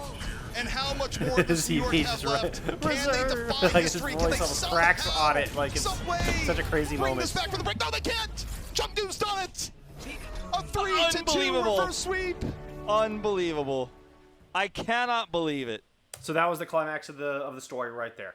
That was the boom, hit it, and then immediately Wolf is starting to bring it down into resolution with the I don't believe it. And you can see, I mean, his tone is just kind of, he sounds happy about it, but also just kind of in awe. Anyone who watched end of game 2, like, would have. I think a lot of people probably went to bed. If you're a Chengdu fan, you're like, well, that's it. There's no way I'm going to bed. If you're a New York fan, you're like, I don't even need to see how this ends. I already know. Cam, like just high fives already all know. around. I bet a lot of people are going to wake up tomorrow and be like, no, I swear I watched that game too. That series was over. It defies expectation. It defies reality. Now, I mean, I'm not, was that a good series, EP? No. But was it a game 5? Was it exciting? Was it surprising? Did it break expectations? Yes. And like, yes. He means it wasn't high level. and finally we got, Overwatch. I think if you're a Chengdu fan, the Mistakes exciting made on both part sides, is but you found the comp Boom. throughout a series. It took some time. hammer Found the home comp. story. You found the players, the lineup you probably want to use for this hero pool, and the execution was good when they finally got to that point. Now, New York made a lot of crazy mistakes, and like some things are like just straight up like too weird for me to believe that like Anamo would like die kind of out in the front lines when has sound barrier and it's the only hope for New York to win that fight. Like, I mean, you can't even like it's like you can't even. Like some of these moments, some of these moments for New York, I'm like, if you were trying to lose, that wouldn't have happened. You know what I mean? Like, I don't know. Like, New York definitely got boomed, as they say. Like, you know, we talk about mental boom in Korea, where you're just like, you're so frustrated. The situation is so out of your control. You're not even in control of your like hands or your fingers anymore because you're so mentally shaken. Just letting him finish Maybe up there's here. a little bit of that going on, but The one last point I wanted to highlight when I start talking I about player of am the match. out of words, man. Well, I do have some words from a more corporate end. That's right. We got our player of the match presented by Xfinity. And on the B-roll, it is Among, who definitely had a great series. But I'm putting it up there, the co-player of the match, utilizing like caster privilege here and saying I'm putting him right up there. Late Young also was the breath of fresh air to this Chengdu team. Boom. And going into this series, that was the thing they talked about. There's like, hey, this Late Young on the Zarya thing, this is new. This has promise. Late Young has shown powerful Zarya in Overwatch history throughout his player history. And ZP guiding the story like he does is I mean, Among did great, obviously. But choosing to put a neat little bow on the whole series and just keep it all in this tight little package of what is this story of Week 24 Hunters versus NYXL, he brings it back around. And I think it's such a brilliant move to highlight Late Young here at the very end. The final map. The tank duo was definitely the strongest of this lineup. Was definitely the strongest part of how they won. Like, yeah. And it's, I mean, even the clip they show is Late Young enabling Among to get into the thing by taking Mono out first, which they had set stakes on as well. So as a viewer, you look at that and you go, oh, they got Mono out first, and then Among's able to drop mines and pick up some squishies. Get Who Are You out of Blade. This is like actually mind-blowing, this series. Among's decision-making on the Wrecking Ball on Lijiang Tower specifically got them so many advantages and helped them win that last map so one-sidedly. But he also played really well with Late Young on the Zarya on several different occasions. Made Wrecking Ball look like not a substitution, but actually perhaps the stronger hero in that matchup versus Winston in the dive that they were running. And Among looked like himself again. He looked like a meta-making, meta-breaking Wrecking Ball. Yeah. And I think that's... There's the other story point they're tying home. Where at first, literally talking about, get off the ball, it's 2020, everybody's prepared for it now, to here's the meta-defining player that we all know and love. He gets my vote for player of the match. I know Late Young had a great series, and he was by far the better Zarya, I think, over Hoppa, but wow. I can't believe what we just watched. Well, can we also rewind time where, we had what ended up being a more emotional, like very real halftime speech of like, what happened to the identity of Chengdu? Like, we were reading them their last rites. I mean, the first two maps didn't just look bad. I mean, it crossed from bad into sad. Yeah, we were just like, sad. is this an Overwatch League team? Like, that was basically what the question we were asking there for a moment. Yeah. And then here we are. Like, New York lost. The end. I mean, the end. I mean, that's what we'll leave that right there. So I'm not worried about timing right now, Ocean. Sorry, I'm catching up on chat here. I'm not worried about timing and transitions throughout this little study session that I'm doing. We're really just looking at the story elements.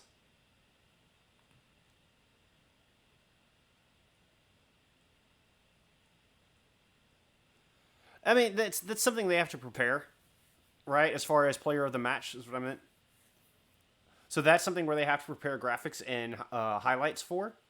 So it would be very difficult for the casters to decide on the fly at the end, and then suddenly production would have all of the graphics and highlight reel ready to go. I just don't think that's feasible. I understand what you're saying, but I like the way they handle it. I like the way they take their own little caster liberties. ZP highlights Late Young, Wolf highlights Among, and I thought it was handled really well on the way they wrapped up the whole story. Because they did get to drive their own story, right? I mean, they get to point out what they want. Just taking their caster liberties. You did go on to talk about the graphics and stuff, yeah. Yeah, exactly. What y'all are saying at the very end of the chat. It's that I was thinking the same thing. I feel like it wouldn't be feasible. But all in all, I think we learned some good things about especially the tonality and the energy that the casters are bringing, how it fits the story. One thing I really want to get into my cast more is that zooming in and out. I can't reinforce that enough. The zooming in and out between the broad stakes, how that affects composition in that map, and then zooming in even further to individual plays and synergies that are happening within the micro, within the fights themselves, and then pulling it back out again.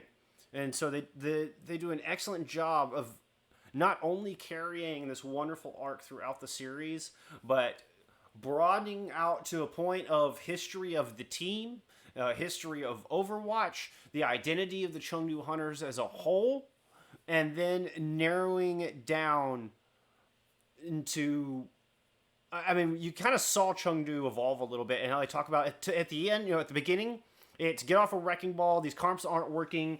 I mean, Wolf literally says, "What? This isn't it, team." I mean, it's literally one of his quotes is, "This isn't it, team," and just sounding so disappointed. At the end, they're like, "Okay, this is what you need to be running. You need to field these 6 players on these 6 heroes to work in this patch," and it's brilliant. Absolutely brilliant. I think we definitely learned some good things here today. I know I did. I hope y'all enjoyed our little study session of week 24. I like to do more of these, and we can pick out different elements that we want to focus on. As far as story goes, I thought this was a pretty exceptional one. Also, the problem of Owl's production company or creative production being traditionally focused on Western personalities. I mean, that is not really my focus here right now. Not to say that's not a valid point, Ocean.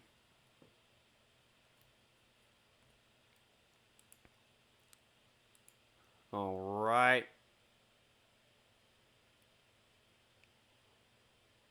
So I think I'm going to take a quick break just long enough to see if Billy still wants to join me here. He had offered up his assistance in doing our VOD review for United. So I'm going to touch base with him, see if we want to get that call going, get that set up, get this VOD set up. And I'll be back in just a couple minutes. We'll keep the caster class going. I appreciate y'all hanging out. Don't go anywhere. Oh yeah, you're in the hot seat now, United. Woo!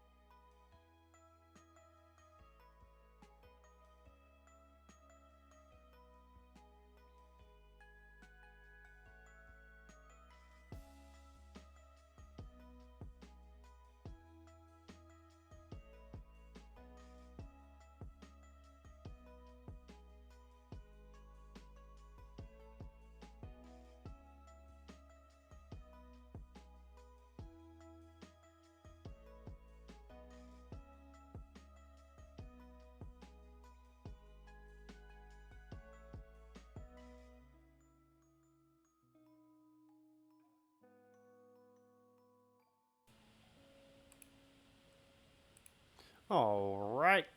I am back. Should have Billy in here on the call with us. What's up, Billy? You there? I am here. What is up?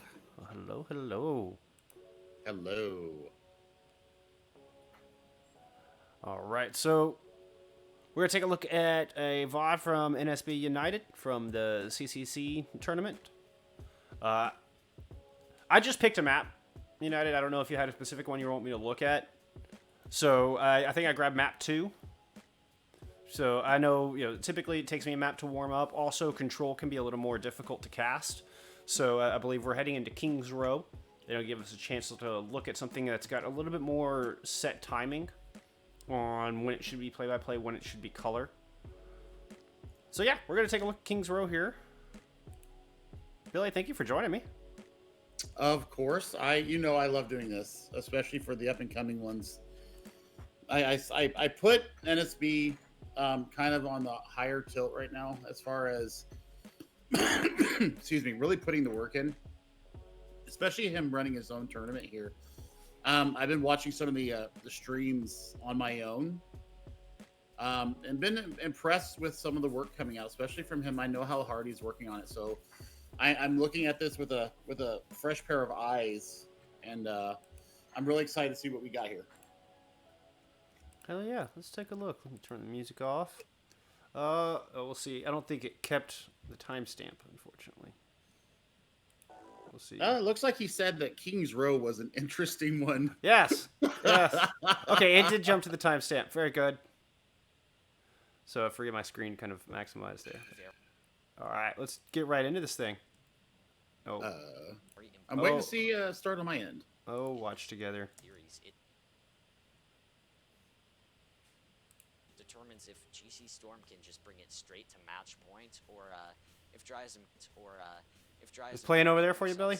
Yep. Very good. All right. Bring this series further down the line.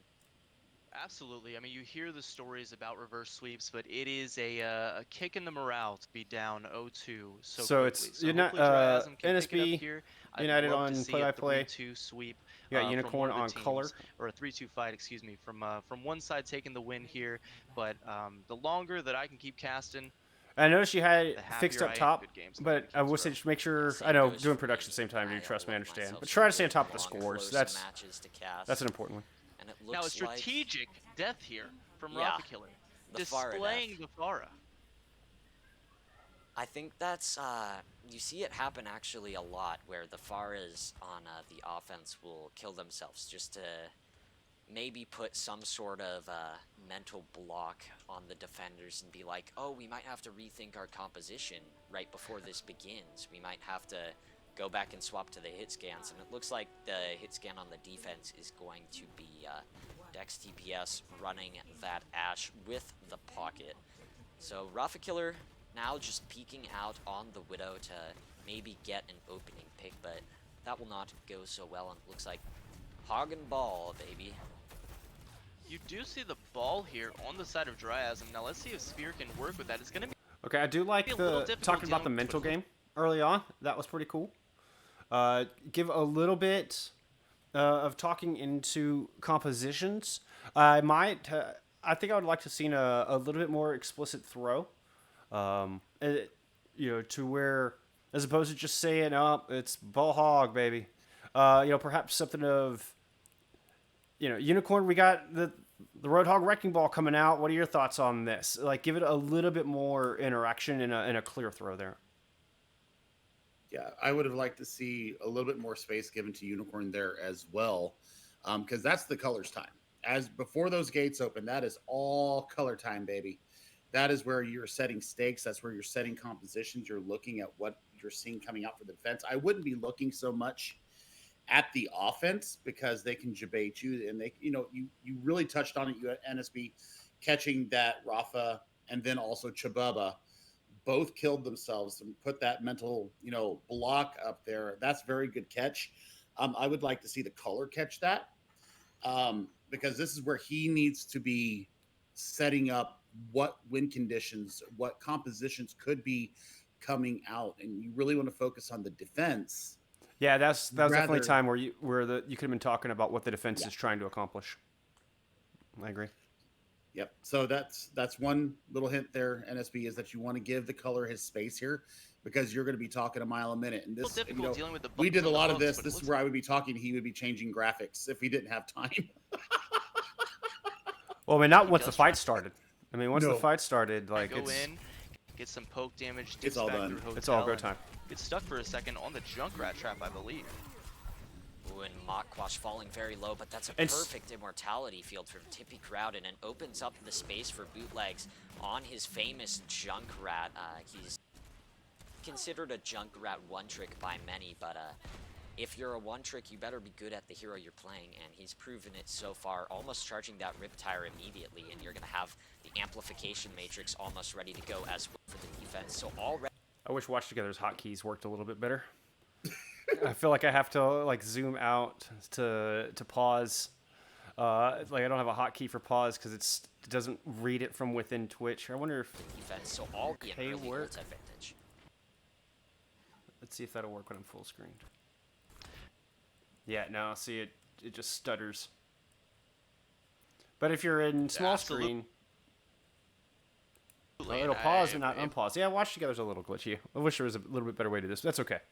One thing I just wanted to talk about was the point that Billy was making meant that this opening, the timing is just a little off, where you're gonna find yourself in a tough spot as this fight unfolds.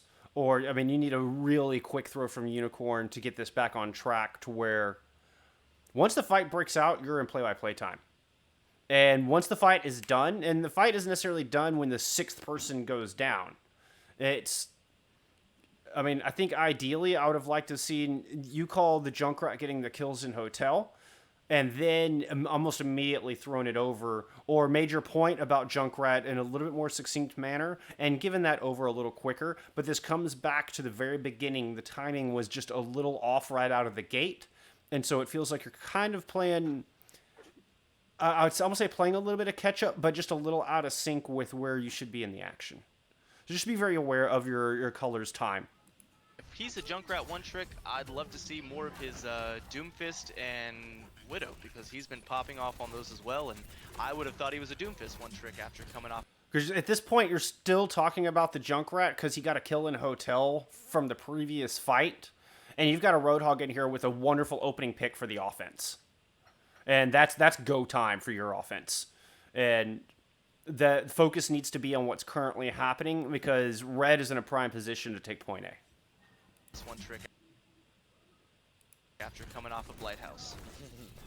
Yeah, Sphere just trying to roll in to get some space open, but the only space gained. There's the is clapback.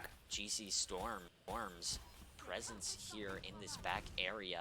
With that window dropped down, they were able to secure a lot of picks. However, Rafa Killer with a nice exit onto that Baptiste of Tippy Crowd, who has been so influential in this match so far. I would All right, have let's thought hear, he was a let's hear that again. Forced some posturing here. Actually, let's just back space that might- back that up I a would little have thought bit he was a and Doomfist look at our one-trick. timing Quality field from for out of the Tippy gate. Crowd, maybe get, And then I want to uh, focus on you see it specifics with happen that fight. actually a lot where Valkyrie just hiding behind that Oh, pillar. I didn't do won't that. Get, That was Watch Together will get being the weird. res off, and Tippy Crowd, by Bob, who does vanish into the stars or wherever he goes. Dex TPS, that's a perfect immortality field for. And pick it up here. I'd love to see a 3-2 sweep from one of the teams, or a 3-2 fight, excuse me, from one side taking the win here. Okay, so we can go But, back and see how the that longer I cascaded into keep timing being casting, off. the So happier let's I watch am, this so back hopefully with they give us keeping some that in games mind. under the King's Row. Yeah, same goes for me. I love myself some good, long, close matches to cast. And it looks Now a like strategic death here from Yeah, Rafa Killer, the Pharah displaying death. the Pharah. I You think see, that's, this point's a little bit on you your see it color. He's happen not. actually I a think lot Unicorn where should have the been focused on the Pharahs defense here. the offense will How the kill defense is setting up. themselves just to Talking about that. maybe put You can some mention the sort mind of, games. mental block on the defenders and be like, oh, we might have to rethink our composition right before this begins. We might But I think have to that's go something back that's and a swap 5-second today's dance, and it looks snippet, like not a the 25-second on the snippet defense to talk is about it. going to be Dex TPS running Because you its haven't sad set up match the with defense the whatsoever. pocket. At all. So Rafa Killer now just peeking out on the Widow to maybe get an opening pick, but that will not go so well, and it looks like Hog and Ball, baby.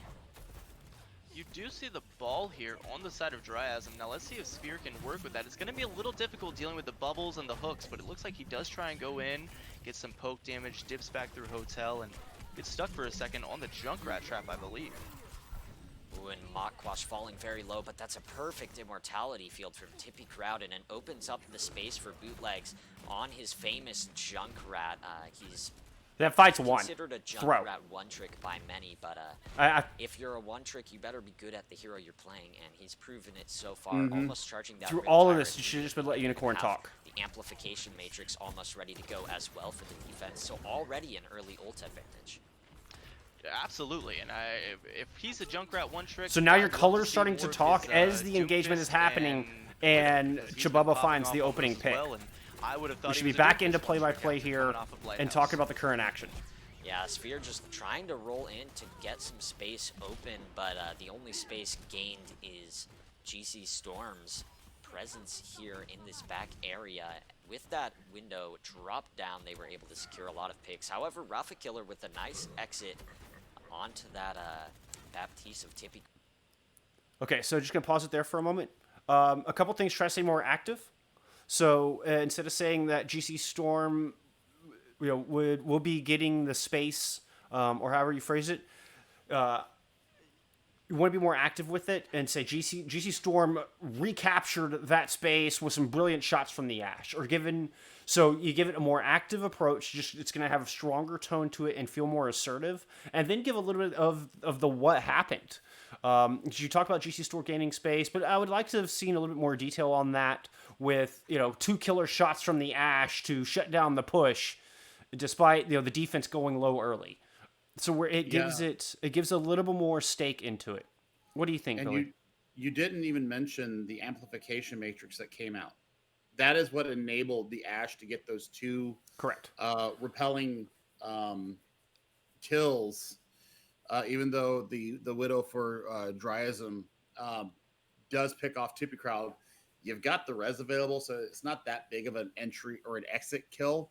And it's not an exit kill if you're on the or if you're on the attack, unless you've gained the space and you're shooting them as they exit the battlefield that you've taken over. So watch your terminology there. That's a late frag. That would be good. Or consolation pick.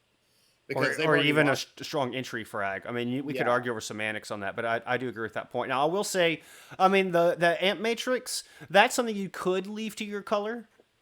I mean, don't forget Billy is coming in from a color point of view.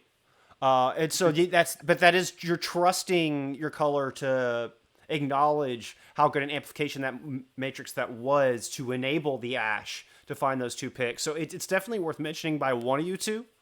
Doesn't necessarily have to be the play-by-play in the moment, but I agree that it's an important factor that's worth putting out there. And your color, I mean, that's a great spot, because they had already won the fight.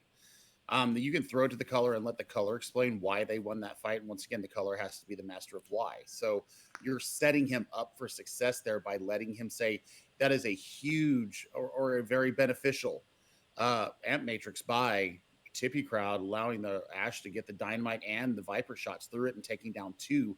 And then you go into why, the more of the why. So, and then you're ready. You buy that time, because you see you've got 5 coming in, 6 coming in. You've got 3 out by the bus. You still got 3 in spawn. So once you see these 3 come out and link up with the 3 by the bus, Unicorn should be throwing back to you at that point. And yeah, NSB, your point is 100% correct that the timing is still off, and it takes time to get back on track. That's why the timing is so important. And Ocean makes a very good point as well, that even if you just mentioned it, you're giving your color something to work with where he can effortlessly, excuse me, I'll spit that one out, feed into why that was so impactful. And it creates this nice flow. That would be, a pro transition move. Even if it's just, the GC Storm bought a lot of space thanks to the 2 kills by Ashe, and what a great amp matrix to enable her. And then you give room for the color to be like, yeah, that amp matrix was perfectly timed. Down a man, they're able to pull it back thanks to this wonderful bat play, or whatever. But it gives it a cohesive transition. So it just feels set it nice and up. fluid. Yeah, it's a setup on a silver platter, and they can knock it out the park from there. But really, honestly, to me, that's a lot more detailed stuff. I would like to see the timing get back on. And I think the timing is the most important thing to focus on so far, or take away from what we've been reviewing here so far.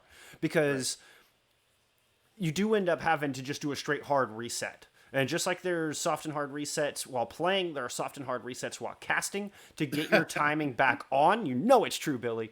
And, I know. And sometimes you're going to have to either end up just talking right over your color spot and just talk right back into the play-by-play and put a good throw on the end of it, or the color is going to have to recognize it and give just a one-sentence analysis and give it right back to you. Yep. And I think that's something that we have gotten very good at as a duo and with our other partners as well. Also, we've gotten better at. We've gotten better. Oh yeah. I don't know about very good. We'll go with better. I think my throws have gotten actually exponentially better working with other people. But no, not just not throws, but just getting our timing perfect. I mean, timing is always something you work on. Yeah, I mean that's the never ending. That's the never ending perfect. Yeah. Yeah, you'll never get. I mean, it's the hardest thing to get. Yeah, I mean, just putting that out there, you know, and it could be a 2-sentence synopsis of what just happened, and then, you know, making a very concerted effort to get it back on track. And like I said, if you guys watch from behind, and I know that you were doing production in this for yourself, so it's extra hard for you, NSB. So, you know, as I always said, you know, Bull was the carrying force of our cast in CGL because he did the camera work himself that you saw on the screen. But, you know, your color caster should be doing their own camera and following along in there. They should know when a fight is going to break out. And I think that's one thing that you have to do in your setup before you ever get into a map. Like if you guys had an intermission there, you guys should have decided already, okay, here's the stakes. Here's the story. Here's what we're focusing on. Here's how I'm going to drive in. You're going to have this space to talk about it. And I mean, it became something ingrained and almost we didn't have to think about it when Bull and I did it. I knew my space. Yeah, it'll become natural. And I knew when to back off. And it just comes with working together. Well, once you start making a conscious effort at it, it starts becoming more and more natural. You start to be able to feel it in the moment, and you can pull back, or you can start to feel that this timing is a little off and we need to fix it, and you'll fix it more naturally and you'll fix it quicker the more you're consciously aware of it. And don't be afraid to speak a little faster. If you feel like you're dragging behind, you can always speed up your speech a little bit. Don't go so fast that you get people kind of understand, you know, we just talk about that, you know. But, you know, because one thing that I've noticed in NSB is that you have a very strong voice, but it's almost the same even tempo whether you're excited or not. I think if you give a little bit of tempo variation to your voice, I think that it will help in that respect too, so that you feel like you can speed up your speech just a little bit, just in case you have to get back to where you need to get to going, because there are things happening right now and you want to speed it up, and then you can take it back. It's all part of the craft. I would be careful with that. You don't want to rely on speeding up speech to try to catch up on time. I feel like that's something that needs to be reserved for hyping the moment. And yeah, it can definitely work in particular situations. But I would just be cautious on that because you don't want that to become a crutch either. Yes. All right, let's keep it going. Baptiste of Tipping Out, who has been so influential in this match so far. And that's going to force some posturing here. That space might have to be given up. However, Brawny Dragoon falls and Chabubba will be hooked straight in as the Bob is doing something here. The Valkyrie just hiding behind that pillar will get the res off and won't get killed by Bob, who does vanish into the stars or wherever he goes. Dex TPS, this man is still popping off over there on the Ashe, and with that kill onto Chabubba, oh, it was so close. You almost had it. One opening pick of Rafa Killer just vanished. You almost had it. And what I would have liked to see. I think it just went on a little too long. Because I think you started in the color spot and just naturally flowed into your play-by-play. I think once the Nano went onto the Hog, like that, not only was that fight already over, but they've wasted a Nano. Like that, I think that should have been the cutoff point. And I mean, you could have even closed with and a late Nano thrown in, but it's a 2v5 on the point. And I mean, and boom, you've fed your color something to work with, and get out of that fight and give your color as much space as you can. Because Overwatch is such a action-packed game. Your color caster really has to fight for places they can talk. And as play-by-plays, we need to do them some favors and give them a little bit more room when we can, whenever we can.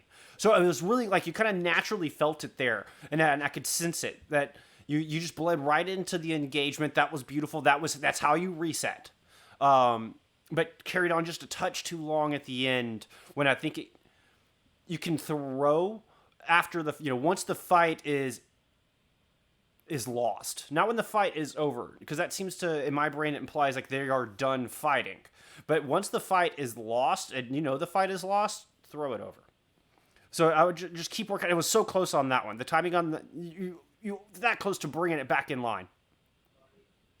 From Dryas, and there to get the kill on the Baptiste. That's so much tank healing down. We need to move in, and it looks like that's what Brawny had in mind. You do see the sights here from Rafa Killer, but Brawny having that in mind, I can't tell if Bootlegs is a Junkrat one trick. By the way, the Dex DPS is just killing everything before those Junkrat pills can even get to him. Now you're gonna have 3 Roadhogs out on the field, and Brawny. That wasn't you, but I did want to point out of his duplicate. Before we get that was actually a good throw from your color caster. Just one thing I wanted to point out was you don't have to say everything that comes to mind. It's there. It sounded like Unicorn had a couple of different things he wanted to talk about and was trying to fit them all in to one little timing of color casting. I think he should have just stuck with the original storyline of talking about it was the Baptiste coming in and not even tried to bother mentioning the DPS. So that it just got a little convoluted. He had a chance to have a nice clean throw and then threw in a little extra that was just not necessary and might have eaten into your space a little bit. So I guess what I'm trying to say is don't try to fit too much in. Try to stick to a particular storyline. You're typically, from what I can tell so far, a little bit better about this than Unicorn. What do we have? I had some alerts coming through. What happened there? Oh, Angry! Coming in with a tier 1 sub. 8 months in a row, Angry. You're awesome. Thank you so much for the support. Dude, you've been there. We haven't gamed together in too long, and you're still out here supporting the stream. That's awesome. Absolutely awesome. Yes, Ocean, exactly right. Pick 1 or 2 max things to talk about. Yeah, you don't want to, because you're just adding more noise to the mix. You need nice, clear points that you're trying to make. Don't try to make too many different points because the viewer just gets lost. I've never done that. Well, it's good to see you, Angry. It's good to see you. All right, back into it.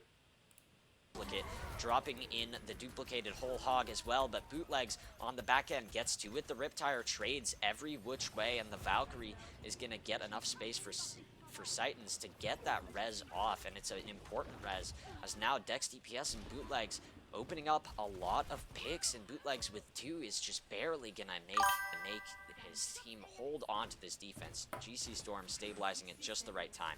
However, it's still going. Chabubba with a nice hook, and we could see a quick re-engage. We could see a quick re-engage. Alright, so let's back this up looks just like a hair. Almost everyone from the... Because we could see his team hold on to this defense wherever he goes. Dex DPS, this man is still popping off over there on the Ashe, and with that kill onto Chabubba, nope, even before that hope from the one opening pick of Rafa Killer just vanished. Yeah, not goodness. Sorry, that was a watch together. Screwing me up there. GC Lost myself for a second. Presence here in this back area. With that wind drop down, they were able to secure a lot of picks. However, Rafa Killer with a nice. So like none of that was necessary. So let's go back. Okay, so here's the. Opens up no, it's too far back. On his famous Junkrat, he's considered a Junkrat. Watch together is very difficult to scrub through. If you're a one trick, you better be good at the hero you're playing. My apologies. My apologies. So far, Scuffing this up. I'm sorry. Immediately, and you're gonna have the amplification matrix almost ready to go as well for the defense. So already an early ult advantage. Absolutely, and if he's a Junkrat one trick, I'd love we're to 3 see minutes on more the of clock his here. Doomfist. Okay, that ran and over. Widow, because he's been popping off on those as well. And So we I talk would've about thought he was a Doomfist one this should trick already been after back coming into off the play-by-play. We've talked Lighthouse. about this, but just Yeah, Sphere just going back, trying to noticing our roll timing. in to get some space open, but the only space gained is GC Storm's presence. So more here active in this verbs. back area.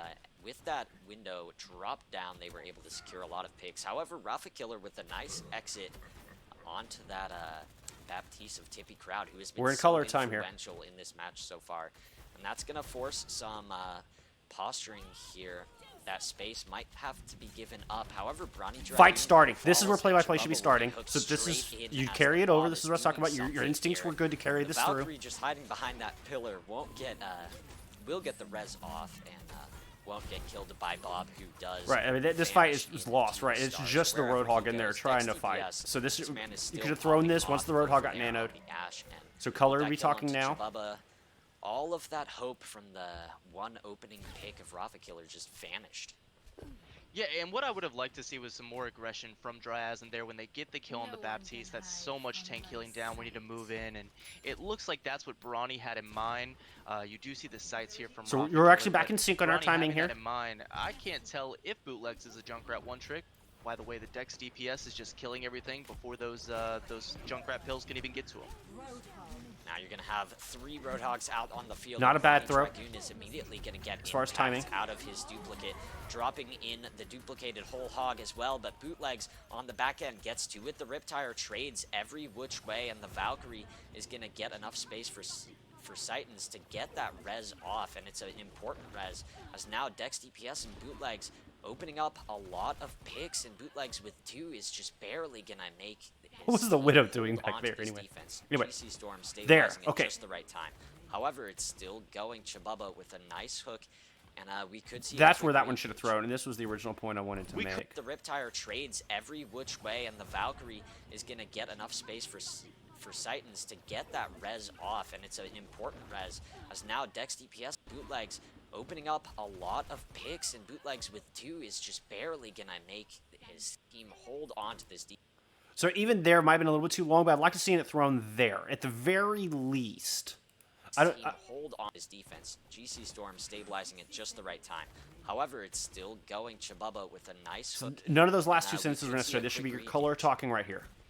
We could see a quick re-engage. Now, it looks like almost everyone from the side of GC Storm is back, just waiting on the Ashe. As the Zarya loses her personal barrier here and wants to push in, they're still obsessed with Hotel here. What I'd like to see is for them to move far right to give their Widow space and range to deal with this Junkrat Ashe. Right now, trying to move through Hotel or pushing close is proven to be a little bit too difficult for him. Ooh, and that's a nice hook into the whole hog from Chubaba, but when he's in that whole hog, he has no healing ability for him, no take a breather, and that costs him his life as Dex DPS again getting huge value out of his Ashe. You're going to have the double hit scan from Dryasm, not making the impact that one single Ashe is getting for the defense at the moment, and another nice hook from Mokquash is just going to secure more time. Speaking of time, there's hardly any as they have to touch the objective. Hooked out of the Valkyrie is Dukesy, and now kills just flooding in blue. A celebration Riptire going all the way to the spawn. Gets Roy Belt felled. And with amazing teamwork and some crazy pop-offs, as well as some wild stable those fights, you're going to have GC Storm. Okay, so I think once we're pointing it out, I assume that you can see where you're probably carrying on a little too long, and to be a bit more succinct from your play-by-play point of view. Another thing, taking this a step further, is, and part of this is your color caster, make sure you're focusing on what you want the viewer to see. Right there on that final attack, I would much rather have heard y'all talk about the whole hog, and because the hog is running up front. He's about to take the brunt of the damage, and it'd been nice to see Unicorn talk about, got this whole hog ready, gonna try to use this to push everybody off point, opens up with a good hook, here we go. And then you can go right into what that hog is doing, and that it's unsuccessful. The defense manages to hold on with this big full hold, and boom, like, that is it. And I agree with what Billy is saying. You know, don't be afraid to get a little bit more animated with it. And you got to find your own path. I'm not trying to tell you to fake it. That's not what I mean. You got to stay you. I mean, you got to find your own style of casting. But I would like to see a little bit more variance in the tone, and you know,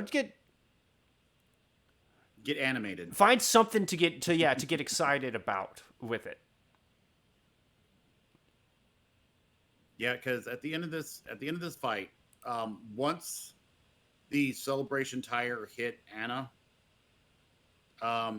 you close out the first map, and then you throw it to your color, and this is all color time once again, and you go for about another 10 to 15 seconds into the color's time, so you're really cutting them off at the knees, and trying to dissect what just happened and what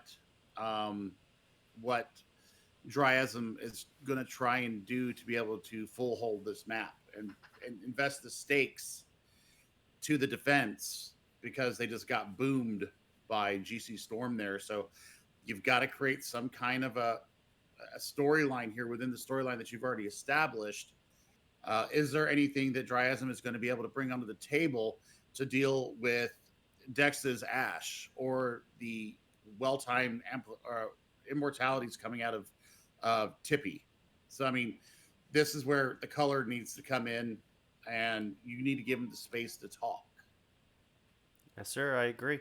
I also agree with Ocean's point about where you highlight that res and how that was a very important res. That was really good. I did really like that, and I wish you had ended off of that thought and just let your color go from there. But yeah, I mean, your instincts are so good, and reading what's important in the match and keep that going. I mean, you just need to truncate it a little bit. But your instincts are great on what is important as far as that's concerned. I like it. That's something to definitely keep up. And hi, Python. Miss you Hi, too, Python. buddy. We haven't really gone anywhere. We've just been expanding a little bit. We've just been expanding a little bit into the PC scene. A little. Yeah, no, you clearly do. You clearly do, NSB. You clearly know what to talk about. And that's important. That's really important. Editing, self-editing. That is something that I had to do to myself and my color, because as Bull Skunk brought it up, and Ocean used to do this too. We both recognize that I used to drag on forever in my analysis, and I had to learn how to self-edit and get straight to the point. Flowery words mean nothing really in Overwatch when you're trying to get the information out there. You can't worry about the icing if the cake tastes like shit. Yep. I love that.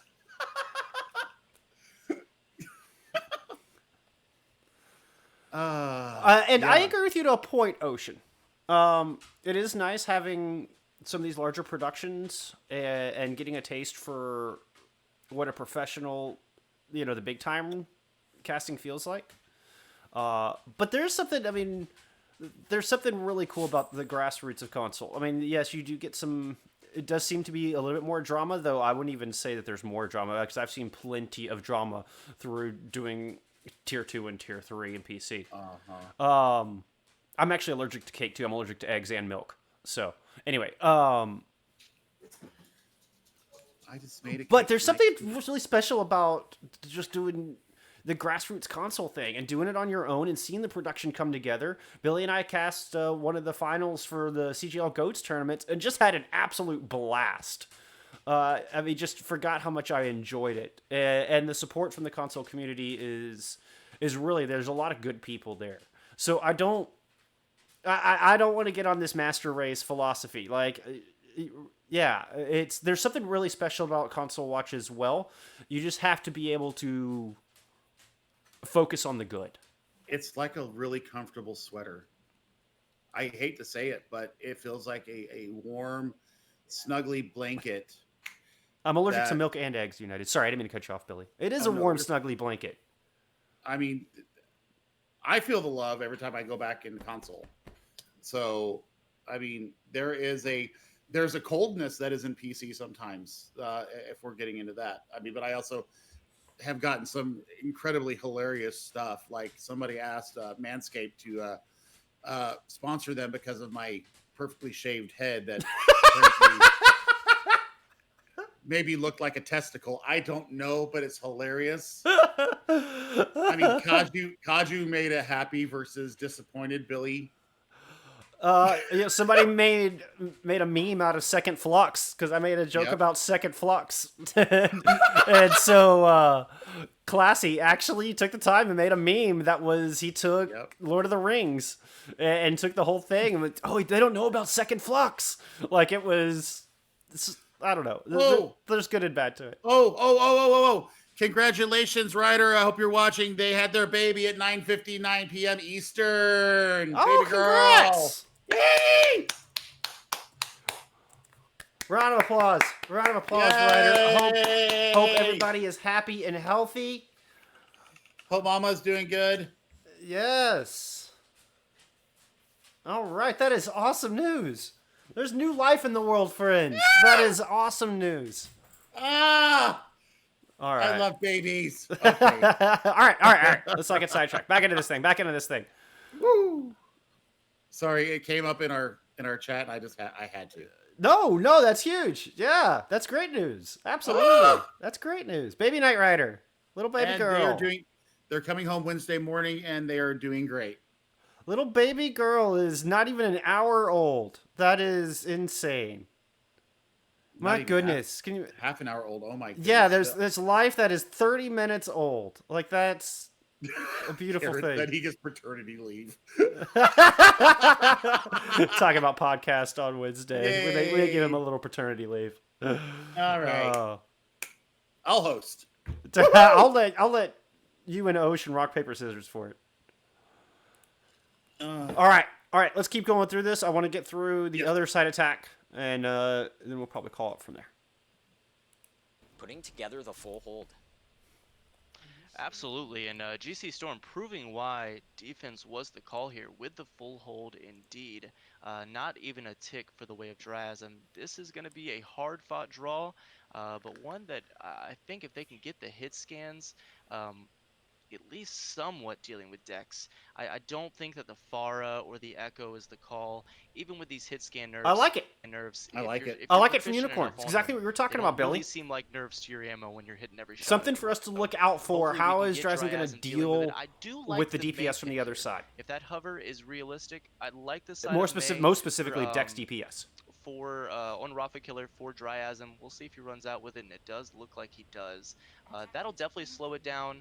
May is a pretty hard hog counter, and it's just a matter of working with Good the antis, working information. with the walls, getting him frozen, and hopefully dealing with him pretty easily here. But with the way Mokquash is playing, that's proven to be harder than it looks, especially as he's no longer on that hog and is hovering Winston himself.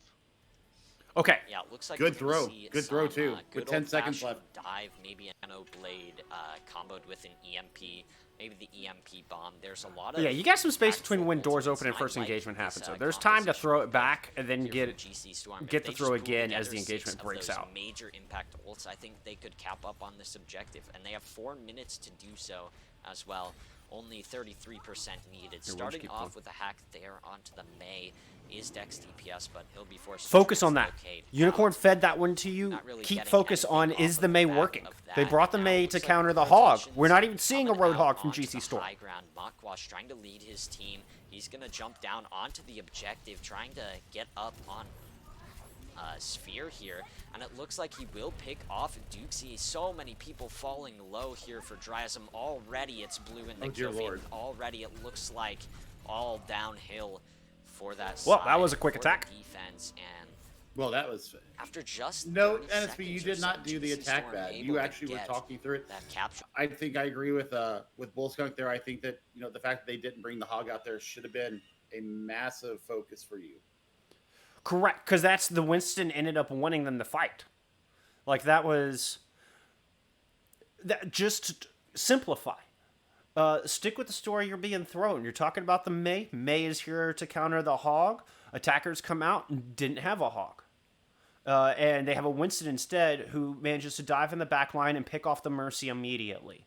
And so it was a complete misread either. I mean, and that you could approach it from as either a misread from the defense or a wonderful read from GC Storm on the offense.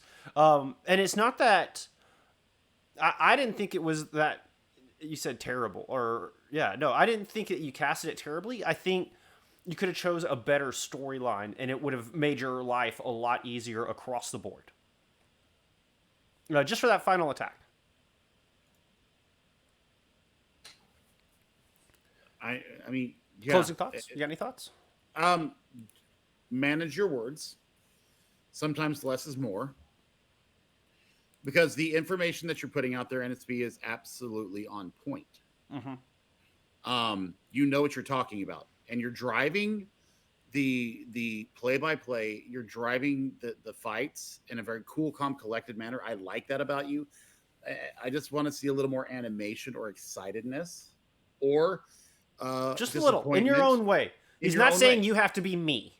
Like, that's... No. We have two very different casting styles, and you've got to thrive in your style. But I agree with a little bit more variance in excitement level. Or, I mean, find something to get excited about. Find something, I mean, even if it's just one pick or one play. I get excited off of a good hook. Right. More emotion. I mean, that's a good way to put it, Ocean. More emotion, not to just rhyme to death there, but...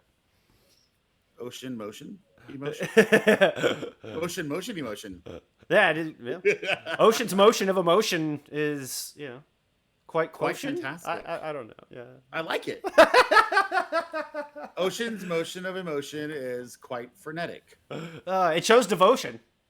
Oh dear God. Borderline devotion. Got it in there. Got him. No. You talking about a demotion? I think I need a demotion after this. I need a demotion. Hey, NSB, you know, I think that you and Unicorn, though, I like your pairing together. I do like the pairing together. Each other. It seems like you guys have casted a bit together before. I know you guys did the playoff selection show together. I really liked him in the which I loved, by the way. I thought that I fucking loved it. It was so. I've been very busy. I haven't had a chance to watch all of the CCC matches. I've tried to pop in and catch them when I could. But that recap was such a beautiful way to immediately just get in touch with the scene. And okay, these are the teams that are in playoffs. You got some banter between them. And I loved the concept. I thought you did a really good job of putting that together. And the concept behind it, that was awesome. That was really cool. It was entertaining. That was the other part. It was entertaining. You didn't linger too long. Like you guys had, you drove that, but I think Unicorn, as far as the analytical person, and you leaned on him a lot, and I loved it that you allowed it to happen as it did. From my standpoint, I was thoroughly I was in the middle of doing a lot of stuff at that time, but like I was in there. Just thoroughly entertained, and man, it was good content. I'm not gonna lie, I am borderline jealous of what you guys did there. That is absolutely fantastic.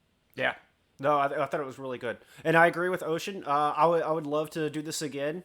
You know, go do some matches. I mean, you come back in a month, in a week. I don't really care. We can do another one next week if you want to. If you did a cast this week that you felt like you improved on this stuff, I would be happy to take another look.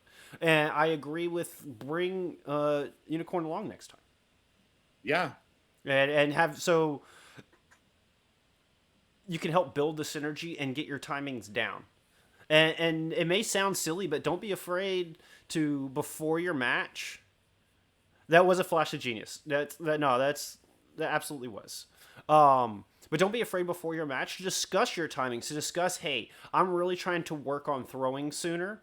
You know, and it was something. I mean, I've had to do this. I've had to. I mean, Billy and Ocean both be like, dude, that fight. I know that was a drawn out fight, but you were just mic hogging like so bad, and so we had to like sit down and yes, we had to sit down, and this just kind of reinforces what Ocean just said, and communicate. Okay, if it's a long drawn out fight, they're stalling for the point, and this fight is just going on for 2 minutes. If I see some particular things happen, if I see beat coming out, the tank just returning to battle in general, it's a good spot to throw as a play-by-play and allow the color to come up and say something like, well, Winston's got that ult coming online soon. If he can get that out, they can stall for even longer, and then boom, right back into play-by-play. And even just that one throw can help with longevity and giving more variety to it. But that's not, the specifics of it weren't even really my point. My point was we had to sit down and have a conversation. And I had to just kind of work it out. I mean, it just helped me to discuss it and work out, okay, this is what I'm going to look for when I'm going to throw during these long, drawn-out engagements.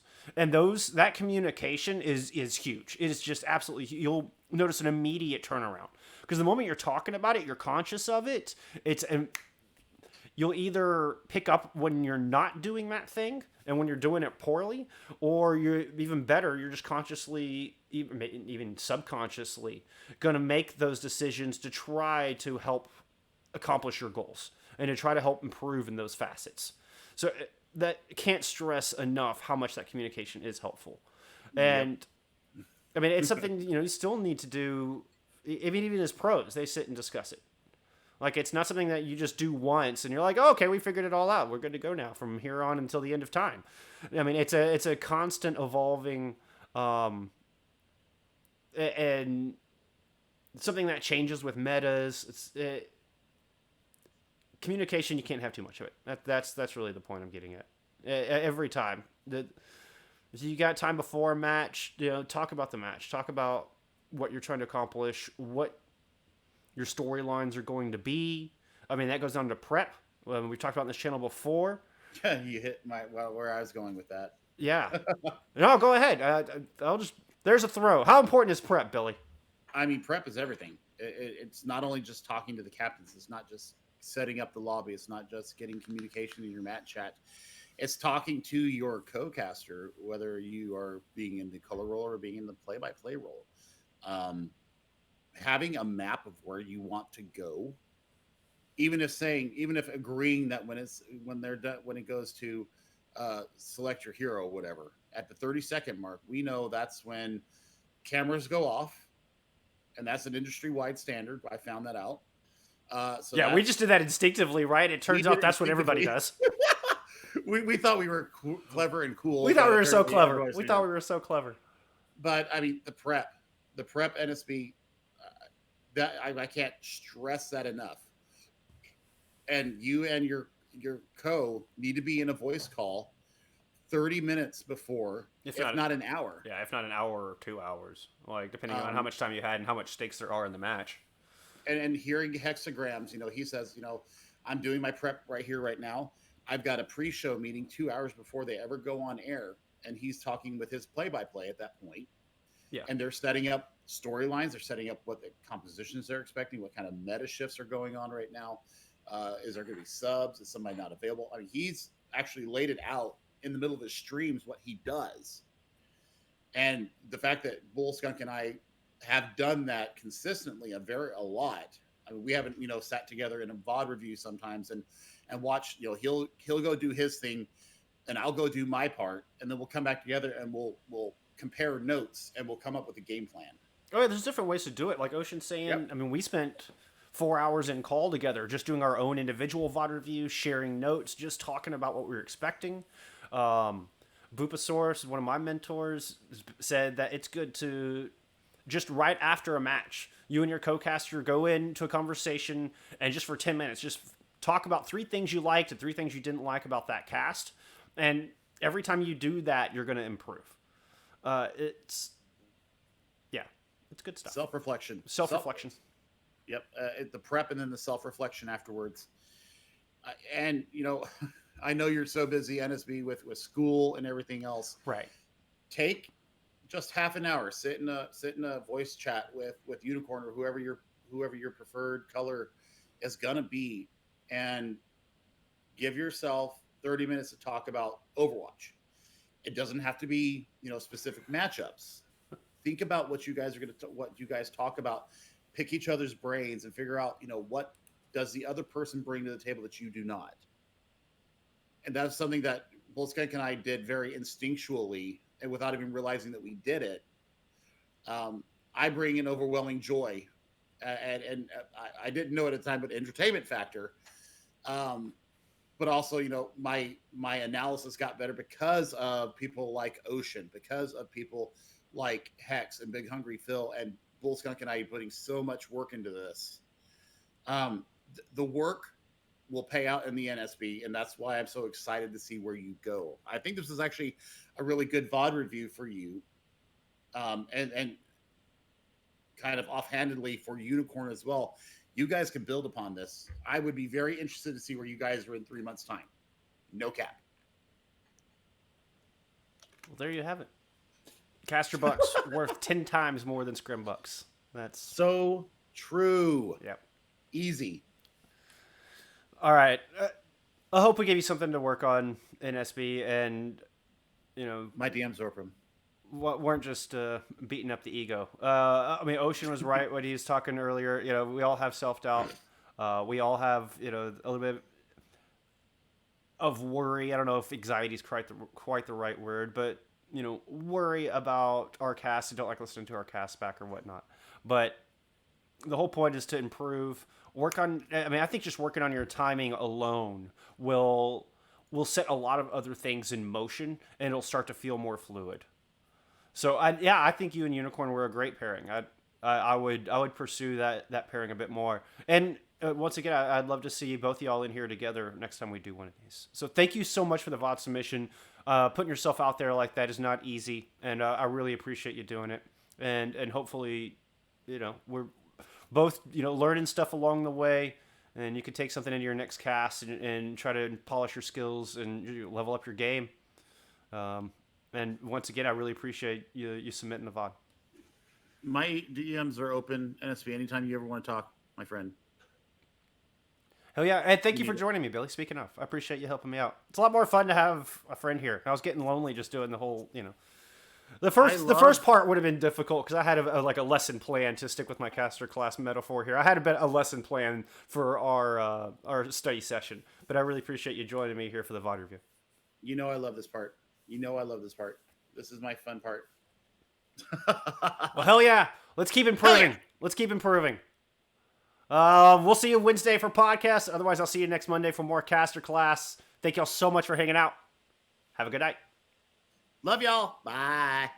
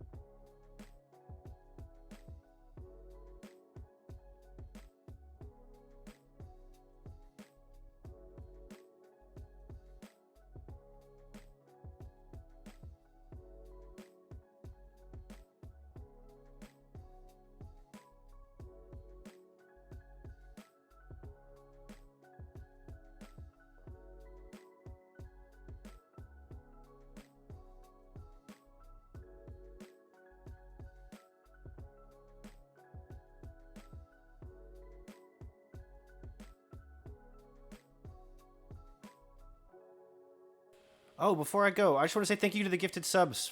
Angry, I appreciate it. Somehow I missed that when we were doing the VOD review. Thank you so much for the gifted. Huge stuff, dude. Thank you.